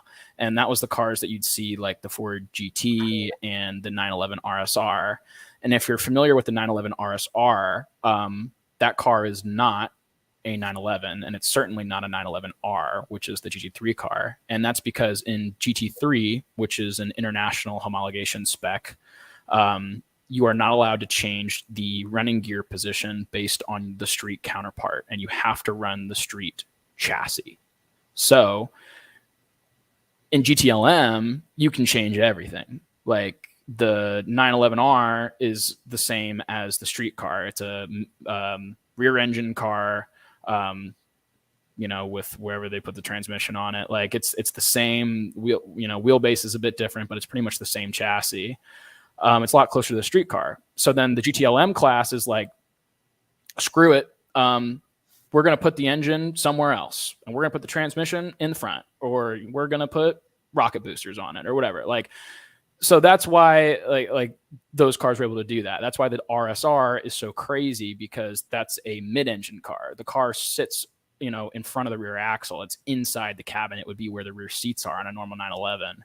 The transmission hangs behind the rear axle. Like the car is not a 911. It never was a 911, whereas the 911R GT3 car kind of has some 911 DNA. Yeah. If you look at the GTD, even what they've released about the street car, that car's built like a GTLM car. That car's built like if you were going to take a regular, like a GT500, and you're going to say, we want to make this a GTLM car, which basically means we're going to build a bespoke race car that looks like a Mustang, that looks like an S550. Yeah. But we're going to fuck it up. Like we're going to put the engine in different places. We're going to put transmissions wherever we want just to make the best street car we can, because we don't have to use this chassis. You would make a car that looked exactly like the GTD. So Ford's really smart. Jim Farley's a racer. He understands like the whole politics of it. Yeah. So what they did was, because GTLM doesn't exist anymore, you can't do that anymore. You can no longer take a car and qualify it by moving the engines around and moving the running gear and building a race car. It has to be based loosely on the street car as far as running gear position and chassis. So they just built the car exactly how they would have built the race car, and they called it a street car. So now you can homologate it. So they kind of backdoored it by saying, what do you mean? Like, this is a race car. It's a street car. Like, yeah, we put the transmission in the back and we gave it a different engine, and you can buy it, but you can buy it. So Yeah. it's a street car. It qualifies. So it's just a really, really cool back door. Like it's just this thing that Ford had to make so that they could go cheat, which is freaking awesome. Like that much is cool about it. I think it's uglier than sin, but other than that, like it's a really cool car.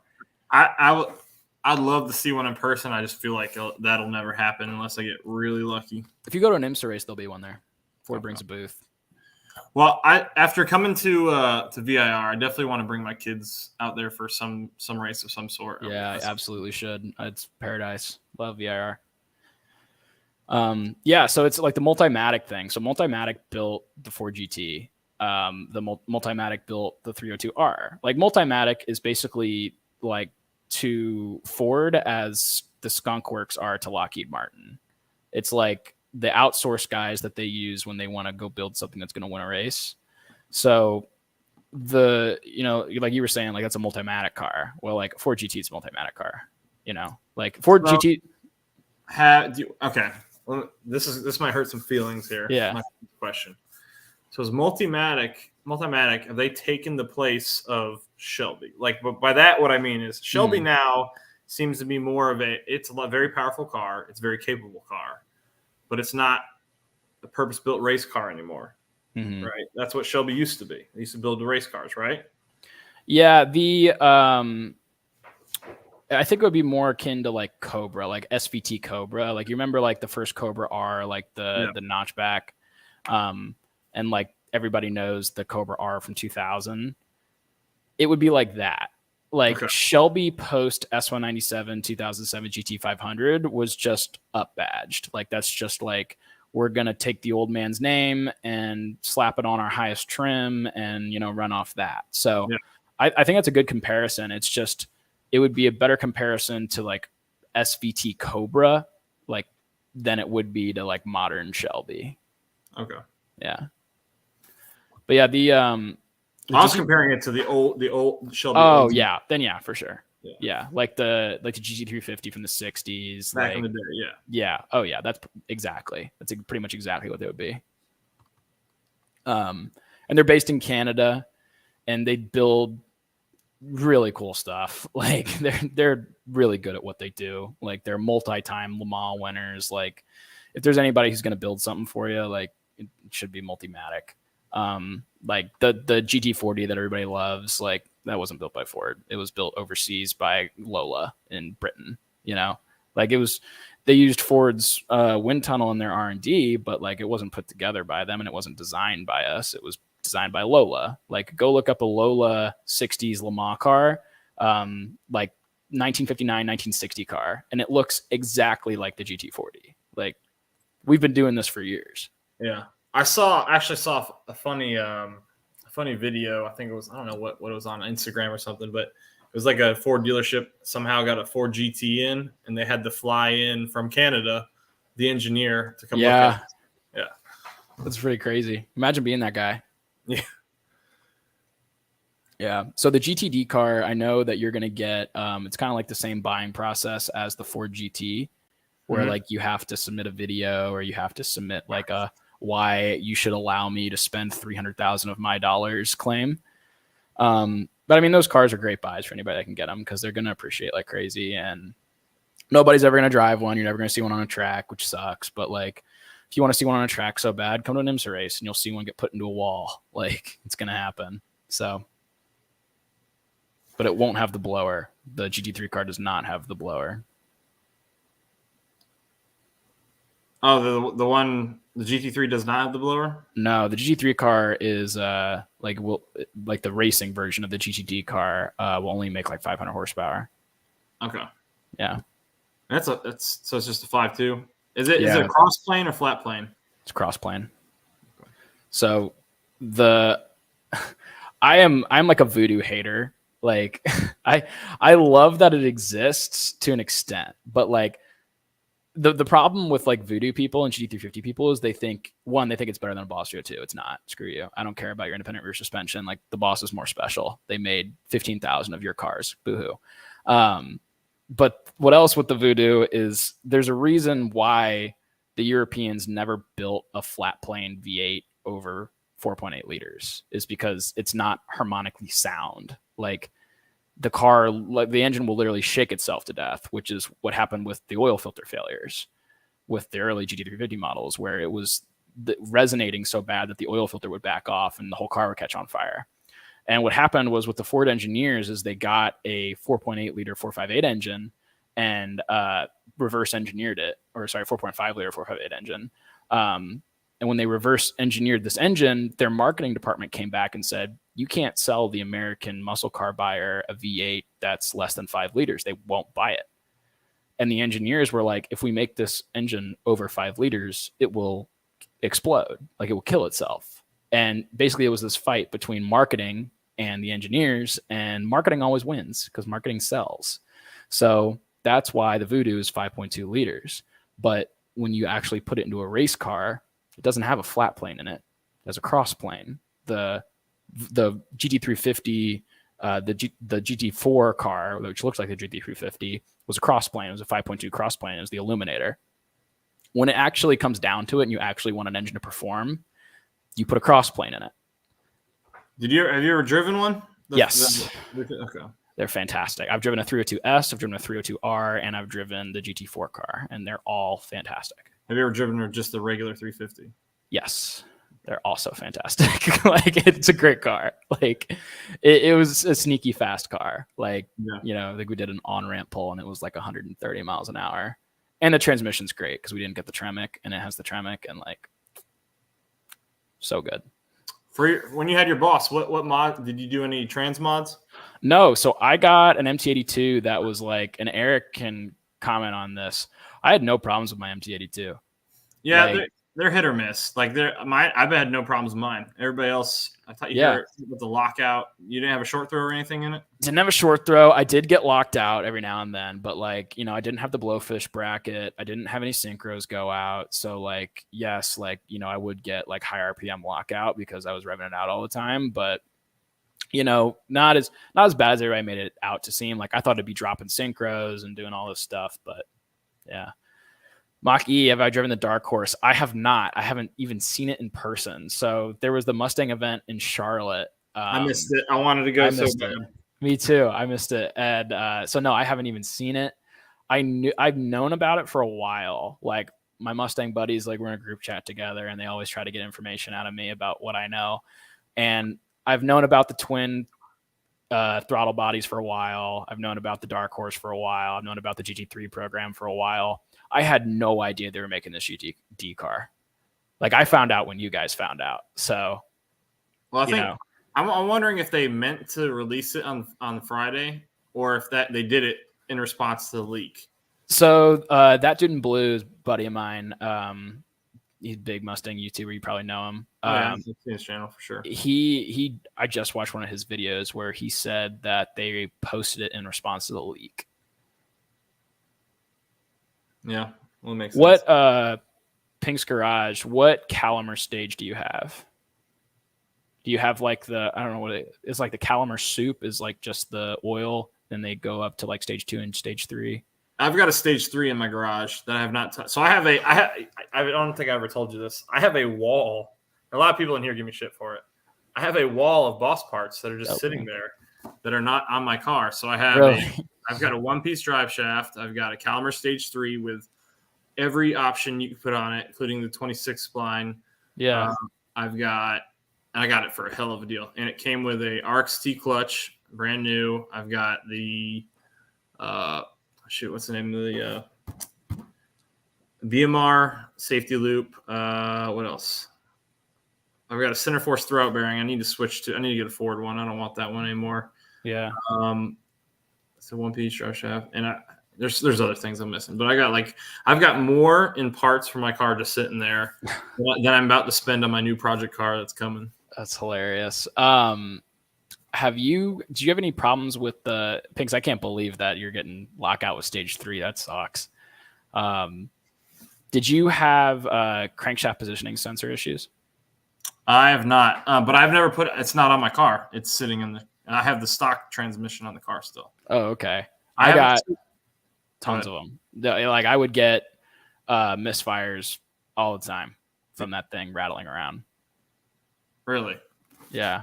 So you had to do the like I had the ProCal tuner for the Ford for the track key, and you'd have to plug the ProCal in and then do the like the relearn to get it to find top dead center. Yeah. And I had to do it all the time. One camshaft on a 3 valve. Ooh. First to second, really? Is it the same ratio for the Calamar Stage 3? I guess you can change your box ratios when you go that high up. I don't know. I haven't looked at the spec sheet in a while. Like I bought that transmission. God, this sounds bad, but I've had that transmission sit in my garage for probably 2.5 years. I wonder if you're getting torque bind. The reason I haven't put it on yet. First, my transmission that's in there right now shifts great. I have had 0 issues. I've never been locked out. And I was like, you know what? Like it's a high horsepower application transmission, and I'm not high horsepower yet. So why do I want to put any wear and tear on it? You do want to boost it, don't you? I do. I know you're anti. I am an NA elitist. And honestly, I'm still of the mind I want to do it. However, if before that time comes, if I get out to a few track events, because I've had other YouTubers invite me to some local events. If I get out there and I'm starting to feel good, then, that might shift my funding idea. But right now, the plan is still to go boost. And you're going to do a centrifugal blower, like a Paxton? Probably. There are a couple guys in the group that actually, they still run the track with blowers. So Jonathan, who runs he's got a 5.4, but I think he's had a Roadrunner in his GT500 before for Optima, but he runs the big bad VMP, like the 3.8, which like the only thing I know that's bigger than that is the Mammoth, the Kenny Bell makes a 4-liter. I've never seen a Kenny Bell on a Boss, but yeah. I haven't seen Kenny Bell do anything lately because it seems like they used to be big. Yeah, but it seems like they're not keeping up with the modernizations that all the other groups are making. I think they're very old school. I think they're like very hot rod boomer demo, which if you're going to go with a root style blower, you probably fit that demographic, to be fair. So like there really is no need to, except for me. Like I love root style blowers. I used to want a Terminator so bad. And then I beat a bunch of Terminators in my Boss and I stopped wanting a Terminator. But that's a good point. I have not seen a lot of Kenny Bells out there. Focus ST for track use, front wheel drive gang, man. I'll tell you. So not only was my first race in IMSA my first time driving a IMSA car at Sebring, that was my first time in a front wheel drive car, like ever. And I remember I had this moment, if you're familiar with Sebring, turn 1 is kind of like this big, like increasing radius flat corner, and it's really bumpy. And I missed my braking point.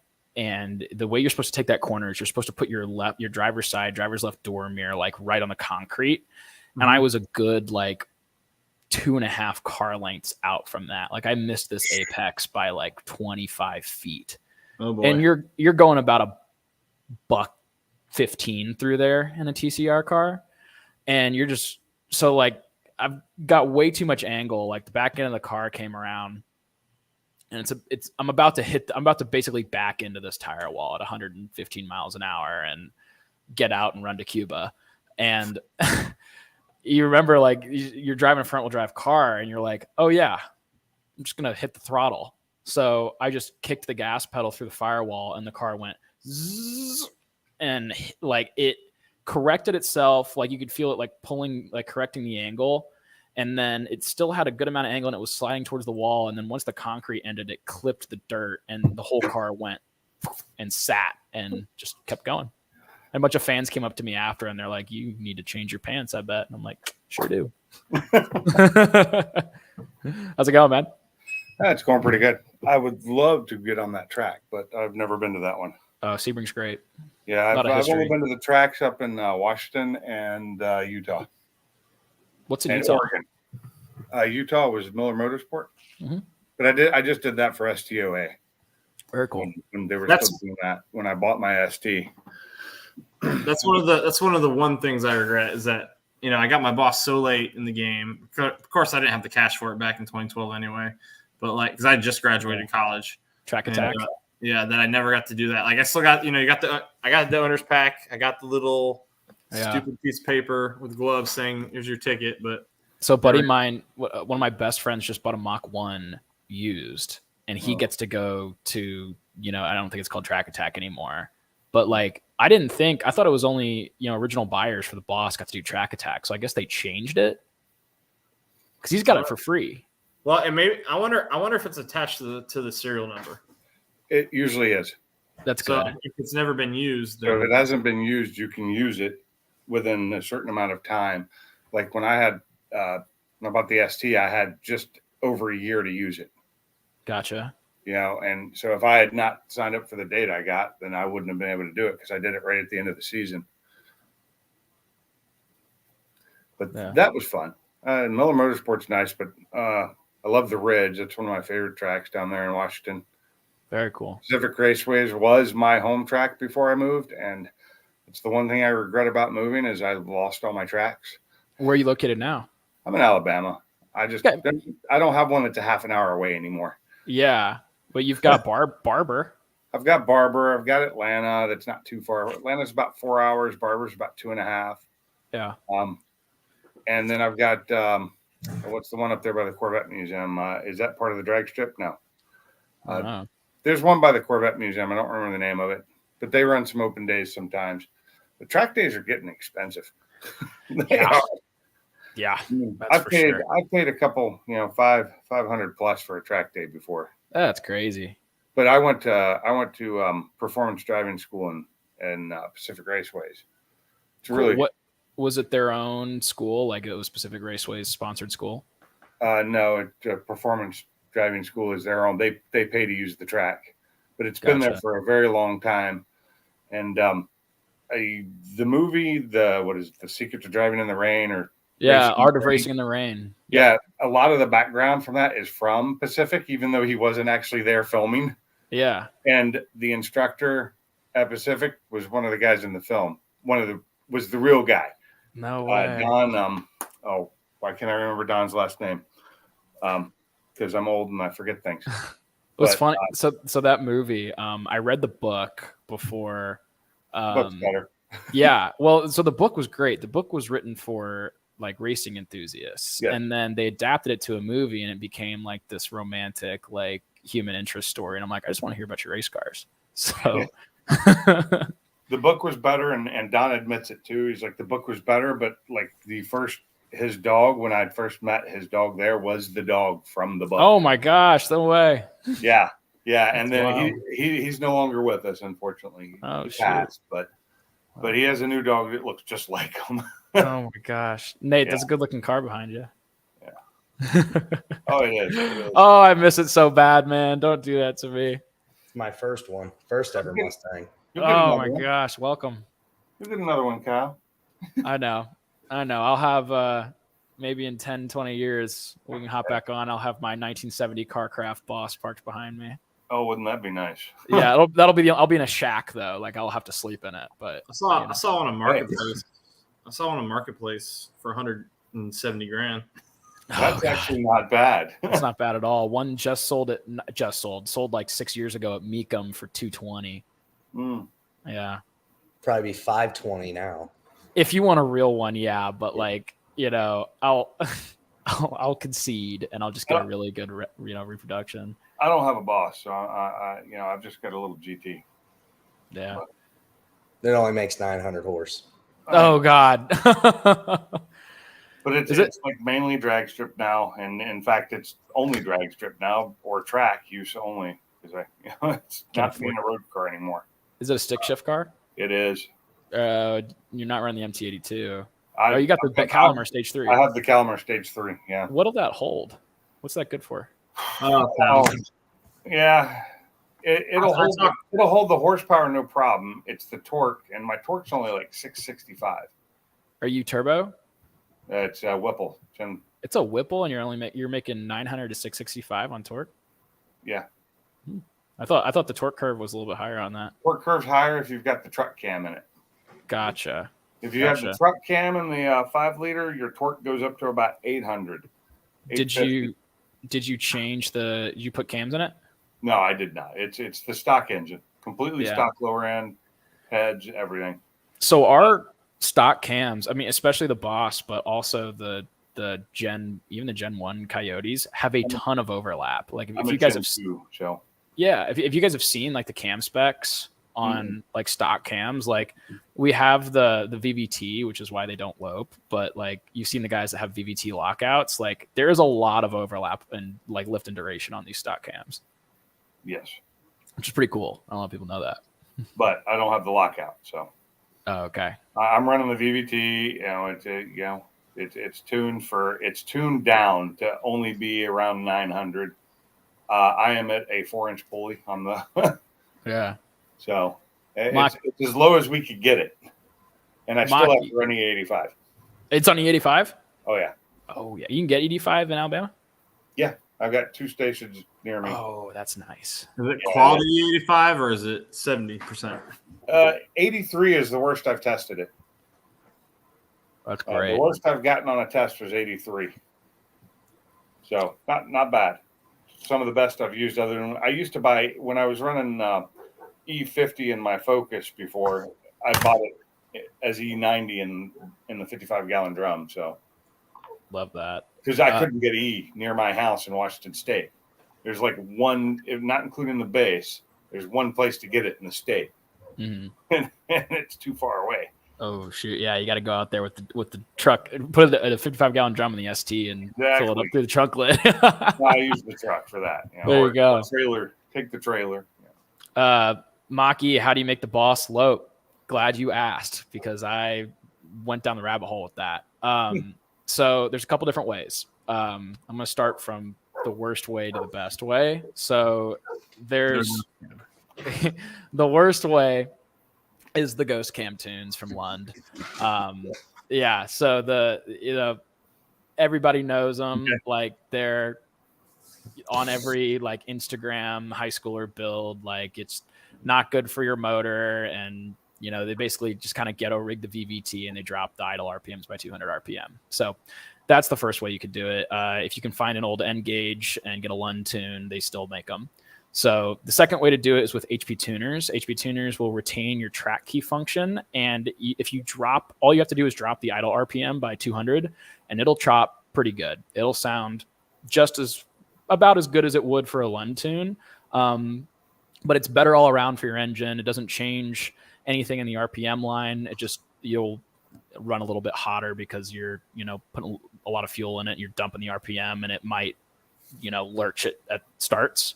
That's what I was going to do if, I ever got an HP tuner. But that's the second way to do it. The legit way to do it is to delete your VVT.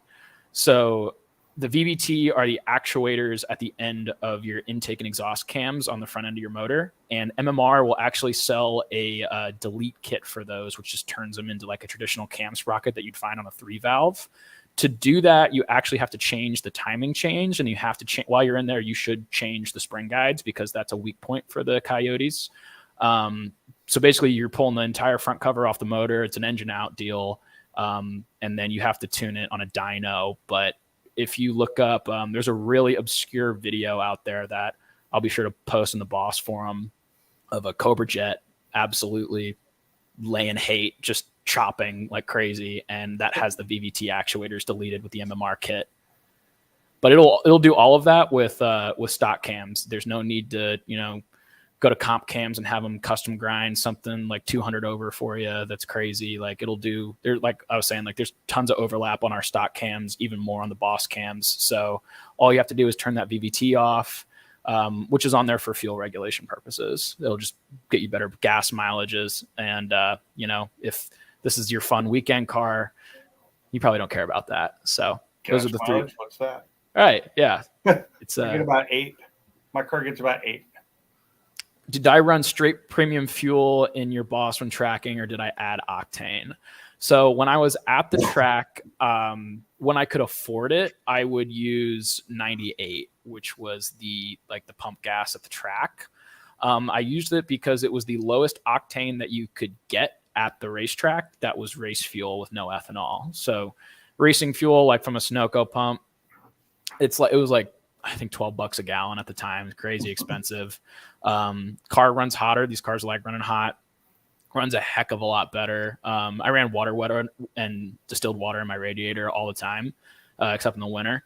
And the car ran, just the throttle response was better. It was a lot more linear through the rev range. I'm sure if you put it on a dyno, it would you wouldn't see any horsepower. It would just be like a nice linear throttle curve. So I used that when I could afford it at the track. If not, I just ran 93 off pump. I don't know what you guys have done, but. What's your home track?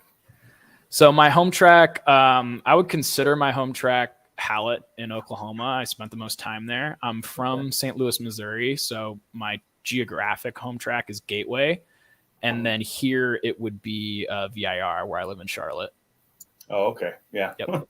Bama. That's been the overall quest, right? So I'm trying to fund my blower from YouTube, and it might take me 10 years for all I know. But you know what? I don't want to have to pay for it with my paycheck. Having 3 kids, so YouTube can do it. Great. 3 kids. That's the problem, you know. Yeah. They don't sell a kid delete. Dude, I know. Well, my oldest just started playing travel baseball, and that's more expensive there. Oh, yeah. We're about to start traveling, so. Oh boy. Yeah. No, I'd like to see him with an ESS on his car. I'd rather see him with an ESS over a Whipple.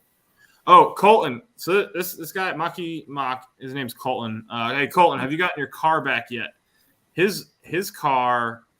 He was going to be the test platform for ESS for the S197. He sent his car to them. They were fitting it up, and it had some fitment issues due to various circumstances. But did you get your car back, Colton? Not yet. Dang. When are you supposed to get it? And are you going to keep the kit that's on it or was on it? I would love to get a Whipple. You know what? If I had a sponsor, like a well-known, reputable sponsor, like Whipple or whoever, say, "Hey, we want to give you a blower." You know what? That'd be like the one time I'd be like, "Let's take the intake manifold off." But the likelihood of that happening is not very high, especially for my meager 5,000 subscribers. So that's why I say ESS, because that way you keep your intake. Well, that's why I was thinking centrifugal to keep the intake. Yeah, because I think that's part of the boss right there. Oh, they're sending you the kit uninstalled. Nice, man. Well, that sounds like a pretty sweet deal. Did you have to pay the shipping back, or are they sending you your car for free? Yeah, he shipped his car to Arizona to have it worked on, I believe. I think it's Arizona. Luckily, it's not that expensive to ship a car. It's like $900. Well, it was more than that for me, but from when I moved at the worst time because everything shipping out of Washington, everything was jacked in price. It was just over a year and a half ago. Cost me over $1,800 to ship each one of the cars I shipped, the 2 Mustangs. So Kyle, you said you're done for the year? I have a shot at doing Road Atlanta for the 12-hour for Petite. How bad was the car? Oh, this car? Ripped about the entire right side off of it. You're not supposed to do that. I know. Yeah, that's why I tell all my students to skip Barber. They're doing something. You just don't do that. Well, I'm going slow through this corner. Just go faster. What wall was it? It wasn't a wall. It was another car. Okay. That's yeah. My buddy Ryan, he's a phenomenal driver, ex-IndyCar driver, and he decided he was going to dive bomb me going into Canada corner at about 100 miles an hour and use me as his brakes. And, Gran Turismo move right that's there. right. And, I'm a confrontational guy. So I expressed my displeasure, but he's good. Like we're good now, but, we're good now. We're good now. It's just like NASCAR road courses now. 8 tires turn way better than 4. That's right.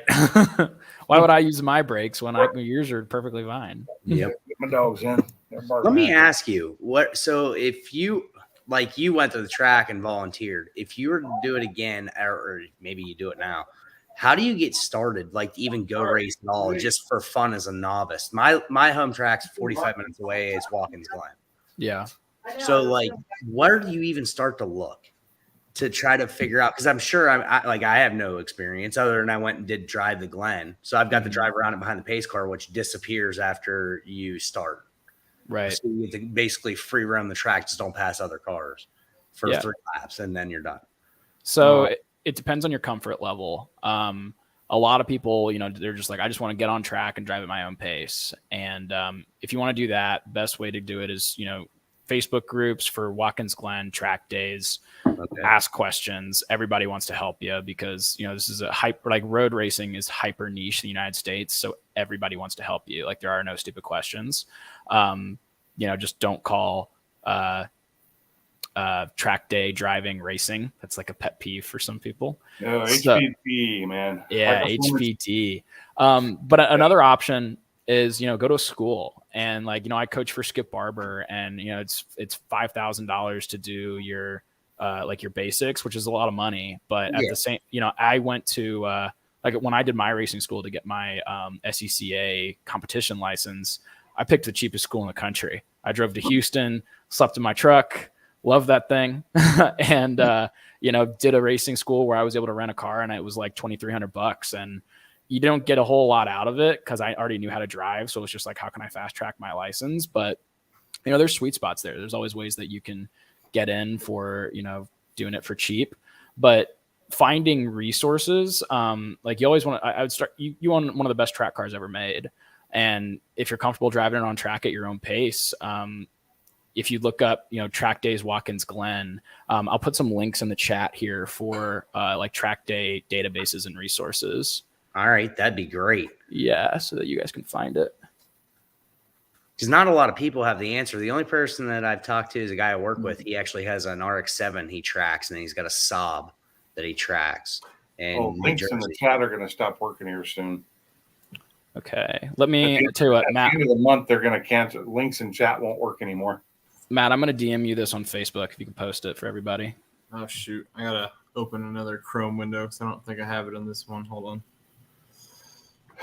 You heard about that, the change at the end of the month? I didn't hear that. They're gonna so all your links like you have for Instagram and all that, and your banners, if you have them, they're gonna quit working. Links in chat are gonna quit working. Links in comments are gonna quit working. It's all to stop these scammers. And they're gonna put in the link to your page, which then it was like a backdoor. It was basically to try to make scammers to where robots can't get to the stuff, from what I understood. And then you can still post. You can still put a link on your page. It's just through a certain thing through That's not gonna work. That's not gonna work. Hold on a sec. Hold on. Yeah. Oops. Why? Hold on. Cobra R77, great point. Autocross. I never went down the autocross route, but that is more affordable than track days, and you have an added layer of competition. Here's a funny story, dude. So I was actually signed up to do autocross back in 2020. There's a huge event near us. It's at the local Marine Corps Air Station. They do it on a runway, literally endless open space. And I was signed up, and this was March of 2020. And 2 weeks before, they canceled it due to COVID. The worst part about that was my oldest at the time was 5. And this would have been me getting him into this. He was signed up to go with me because they had a guy that brings go-karts for the kids to run. And these go-karts, he's 5. Fastest thing he's ever driven was his Power Wheel, which I souped up to do like 15. Okay. Well, these go-karts, they were doing about 50, 55 miles an hour. And I had to convince my wife that he was going to be safe. So I'm asking this dude a million questions like, hey, what happens if my son decides to just bomb it and just take off? He's like, well, we got kill switches involved. They got helmets. They go get a nice little pep talk, right? And they show him the course, whatever. And so I finally got her to buy off on it. the kid had been asking me about it for every freaking day leading up to it. And then like COVID happened and he never happened. So we never got him into it. And I was considering, I'd sent the guys, everybody in here knows, about a month ago, I was considering buying a mini cup car for my kids, but I was like, man, I don't have a trailer. I don't have half the stuff I need for that to work. Yeah. I commented that link. I don't know if you get it and you had to approve it or anything, but I'm trying to share it here. I think I got it. So the first one was motorsportreg.com. Yeah. So Motorsports Reg is like end all be all number one resource. Yeah. So all the SCCA races are registered through Motorsports Reg. All the NASA races are registered through Motorsports Reg. I've read like when I was in like SCCA Pro and like doing Trans Am and F4, I registered through Motorsports Reg. Like you've got races all the way up into like, you know, bottom level pro to autocross and track days. So it's really easy. You know, you put in your region, you don't have to pay for an account, and then you can just pretty much browse by location and date, and then it'll link you back to their site. They usually include like emails for outreach. You can ask any questions you want. Like, do I have to do anything to my car? Do I need prior experience? What do I need to do before my first track day? Or autocross day or whatever. Just, you know, yeah, that's the perfect place to start. I gotcha. Like autocross sounds cool, but I've seen it and I don't. It doesn't, you know, yeah, I feel a lot of the way you do. And that's not to take away from people who do autocross. Hey, absolutely. If anybody, you know, everybody's got their different preferences. Some people don't like these cars. They'd rather own a GT350. 100%. And you've already heard what I have to say about GT350s. So. That's what I was trying to buy for 6 months, and I gave up on the price, and I went and bought this. Oh. And I actually, whenever I rediscovered this car, I remember sitting in college, just like you, I was on Ford's website building them. I'm like, I'm going to own this car, and I graduated and completely forgot. Like at that point, it's like, I just got to get through life and make something of myself in a big hurry. Yeah. Track night in America is great if they run it right. I've been to a bunch of them, and some run perfectly, and other ones they put way too many cars on the track at a time. And they don't watch people very well. So Track night in America works great. And the SCCA run the program if they have good people running it. Now, Kyle, like outside of racing in IMSA, do you watch any other racing, or do you go watch like old, like at Watkins, they'll do every year, they do a historic SCCA race. So where you see all the original cars, and they're racing. And I think like Mike Joy's in it, and a few other ones you may know. So yes, I am a huge history buff with racing. Like when I retire from pro driving, my goal is to, have my Carcraft Boss 302 and drive it in SVRA events. I go to Rennsport at Laguna Seca every year. Every time there's an SVRA event that I can make it out to, I love going. Like that like 60s, 70s era racing for me is like just gets me going. So I go out there whenever I can. I don't watch it as much because I feel like I get more out of it when I go see it.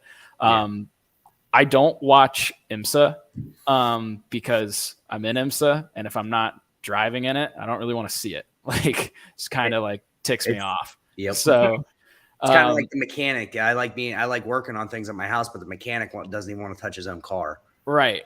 Yeah, it's a lot like that. But I'll watch I watch NASCAR and I watch Indy. I've been getting more into IndyCar for reasons that could possibly be revealed in the next couple of months. The two races that I never miss every year that I watch on TV are the Bathurst 1000, which is the supercar Australian V8 supercars race, which you have to buy a Motor Trend subscription and watch it from like 8 at night to 7 in the morning. Like it's just the most inconvenient time to watch a race, but it is literally the best race all year long. And then I never miss Le Mans. I always watch all 24 hours of Le Mans. All my racing buddies come over. I've got a TV in my sim room. We'll just be driving on the simulator and drinking, having a good time watching Le Mans. That's cool. Yeah. Did any of you guys see the Chicago NASCAR race? No, I wanted to. I didn't get to. Sublime's not in here. He was there. Dude. He's in Chicago. I'm a huge NASCAR fan. It was the only race I've missed this year. That's the best race of the year. That's the best race of anything this year. I thought Go ahead. It was almost a boat race because of the rain. What'd you think of the what was your view on the Hendrick car at Le Mans? Oh, the Garage 56 car. Mm-hmm. Yeah. So SVG, baby. I loved hearing everybody mispronounce his name because I've been a Shane Van Gisbergen fan for like 10 years. So that was funny. The Garage 56 car was really cool because it was one of the first things that I got to know about as like a guy that was on the inside. So when I moved to Charlotte to sign my contract with Hyundai, I did some work for Hendrick for their track attack program. So they were taking all of these like old like Gen 6 cars that they have just sitting and converting them into road course cars for like customers to purchase. So like you could buy like a Gen 6 NASCAR with an LS7 in it that's spec'd for road course and basically have like a really cool track day car. And it was me and one other guy who were shaking these cars down. So I was at the Hendrick campus whenever I could be there. And I got to see that car being built, and I couldn't talk about it. And some cool history. So that car originally had a gigantic park bench wing on the back of it. And when NASCAR saw that car, Ben Kennedy, who's the VP of NASCAR right now, he's going to be the CEO probably in the next 5 years, was like, you take that thing off the fucking NASCAR right now. He was like, our fans are not going to be happy about that. And all the engineers are like, I don't think you understand how aerodynamics work. Like this entire car is built around the wing. Like the underbody is built around the wing, the canards, the splitter, everything is built for the wing. And he's like, take it off right now. So that's why it has that big wicker bill on the back. And I bet it drives just different because they didn't have enough time to redevelop all the aero. So the aero on the car is pretty much made to have this giant GT3 wing on the back, but it's just got a NASCAR, wing spoiler. I think it was super cool. If you've heard the stories from the guys at Le Mans, everybody camps around the track. And, these Europeans are kind of soft and they're like, usually we go to sleep like 2 a.m. and wake up around 6. And they're like, nobody could sleep because every 2 minutes they'd hear, wah-pa! It was so cool. That's awesome. I think it's awesome. I love it. Now, do you get into there's a few, I don't know how, I'm a huge NASCAR fan. I grew up with NASCAR. I've got an Alan Quickie 92 Winston Cup Series. I've got whatever Bill Elliott drove for Junior Johnson. I've got 90s posters all over my garage. I love it. So there's a guy, I don't know if you've ever seen him on YouTube. It's Stapleton 42. Look him up. He does, I don't know how he's made all these contacts, but he's got found a whole bunch of old shops, taken tours of them. He's gone through Mark Martin's career, Kenny Wallace's career. He's gone through a bunch of different guys. Yeah, I want to check him out. I love NASCAR. I love history of NASCAR. So I think this was one of the last things I commented in the Boss Facebook page. But do you guys remember a dude who put NASCAR boom tubes on his Boss? Yeah, I know him. He's my friend. I'm the one who told him where to buy it. Mark Plangio?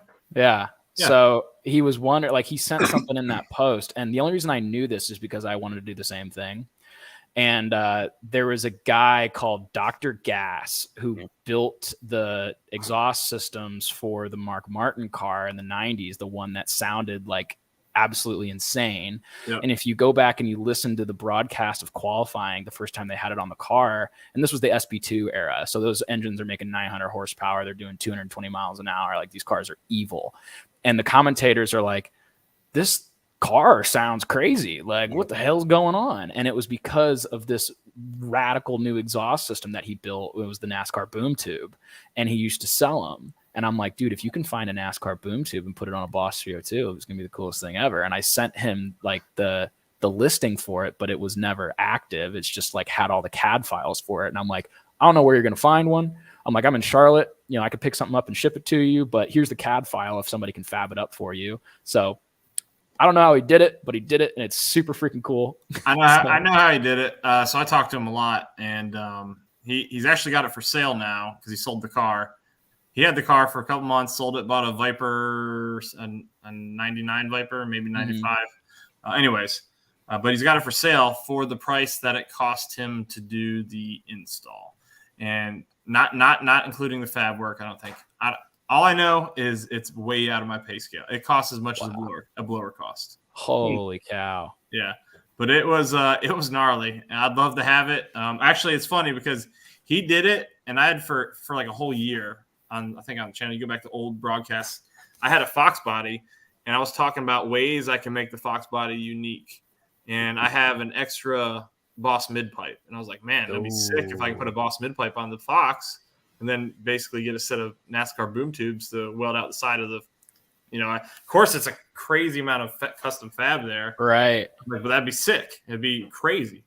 And then he did that. And it's like, man, I wish I had done it. I wish I'd been the one. And now I got another car coming, and I'm contemplating doing the same thing.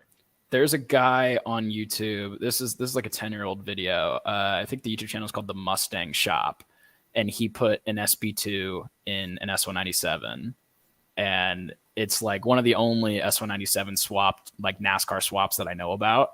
And it's got a Jericho, like it's got a 4-on-4 Jericho on it, and an SB2 in an S197 fully caged. Sweet. It's insane. It's so freaking cool. And he doesn't have a hood on it. It's just that giant air box, like, the Cup Car air box that's like, kind of like that gray metal. Like it's just exactly how you'd want it to be. Yeah.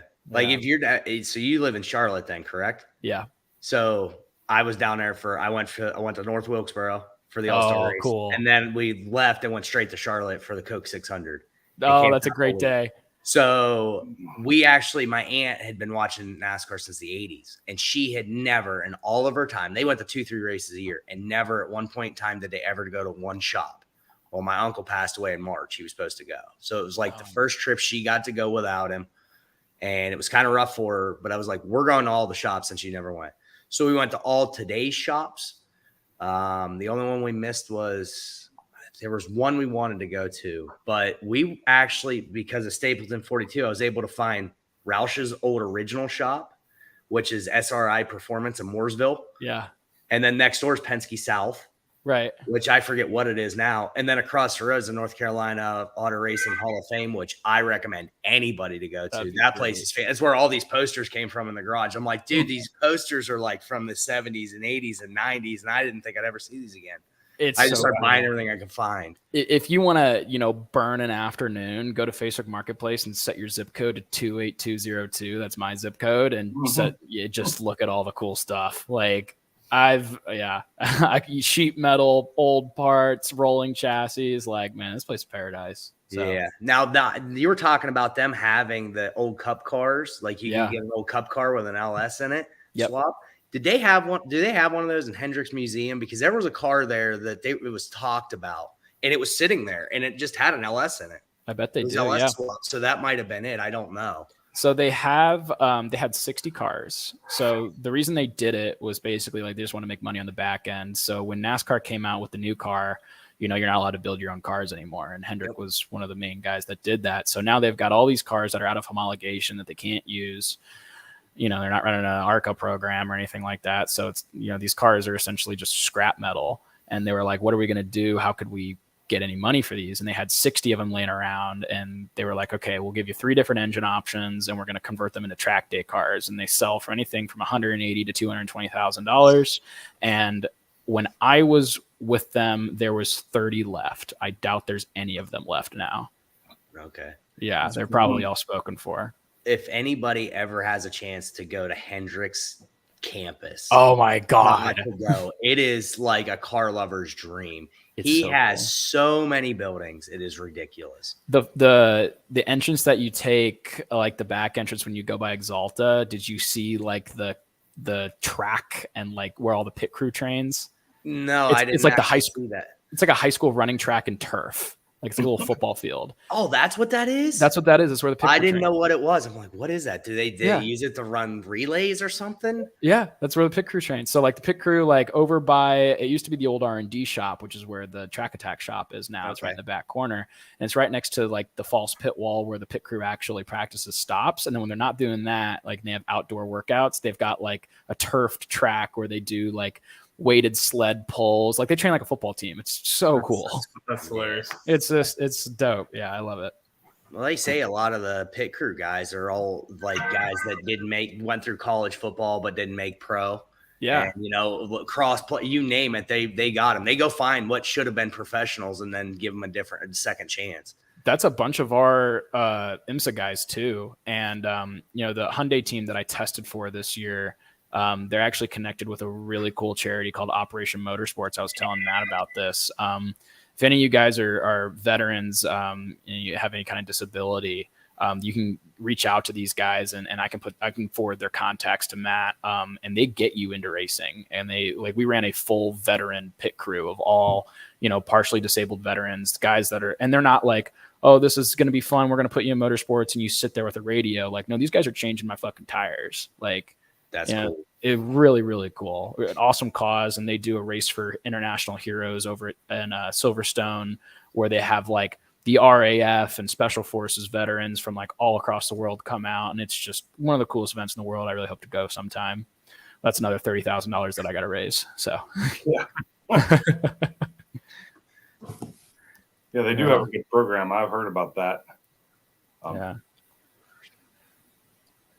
Well, we've been going for 2 hours and 15 minutes. We can go for another 2 hours and 15 minutes. Yeah, that was a good Shut one. up over here. I'm down to keep going, but I don't know how long you got, Kyle. I'm not trying to keep you on here longer. Yeah, I got to pop off and catch a sim race. So it's all good. All right. Man. Well, I do appreciate you coming in here. I had a great time working with you over there, and I learned a lot. Story is insane. Happy it all worked out, and happy that we keep chatting after the fact, and that it was kind of cool that you turned out to be a boss guy, and we were able to. I drove my car. I wasn't even going to drive my car there. I was going to take my daily, but I decided, you know what, I'm going to racetrack. I'm going to take my race car. Glad you did. Yeah. Let me ask you real quick before you hop off, Matt. Now, do you race all IMSA races, or is it kind of pick and choose whatever ones they are that they want you to race? I do whatever I can. So like I would love to be in the full season right now. I am absolutely willing and able to do it. And I have teams that want me to do it. It's just, nobody's knocking and saying, hey, I'm going to pay you to come drive my car. It's like, we'll give you a really good deal, like a screaming deal because you're the pro guy. But you still got to go out and raise the money. So, that's just dependent on that. It's the unfortunate reality is I got to keep going, keep raising and find people that are interested in it. And, I've got a really cool opportunity this weekend that you guys will see if, follow me on Facebook or follow me on Instagram. That was my next thing to ask is when you're going to be racing if you're not in all of them. I'll keep you guys posted. So I've got some really, really cool stuff cooking up next year. And then if I've got a last ditch effort to do, I actually just got an offer to go do the Indy IMSA race in a GT4 Aston Martin that I'll know if I can do after this weekend. But got a lot of meeting with some investors, and I'm just going to try as hard as I can. I want to be in every race that I can do. So I'll keep you guys posted. Absolutely. I just posted the link to your Facebook page. So if you guys don't follow him, if you want to follow him, go check him out. I appreciate it. No worries. I just picked up his Instagram pretty quick. Yeah, thank you. But hey, man, Kyle, again, thank you for coming on here. I had a great time. Enjoyed chatting. Everybody else, appreciate everyone who hopped in.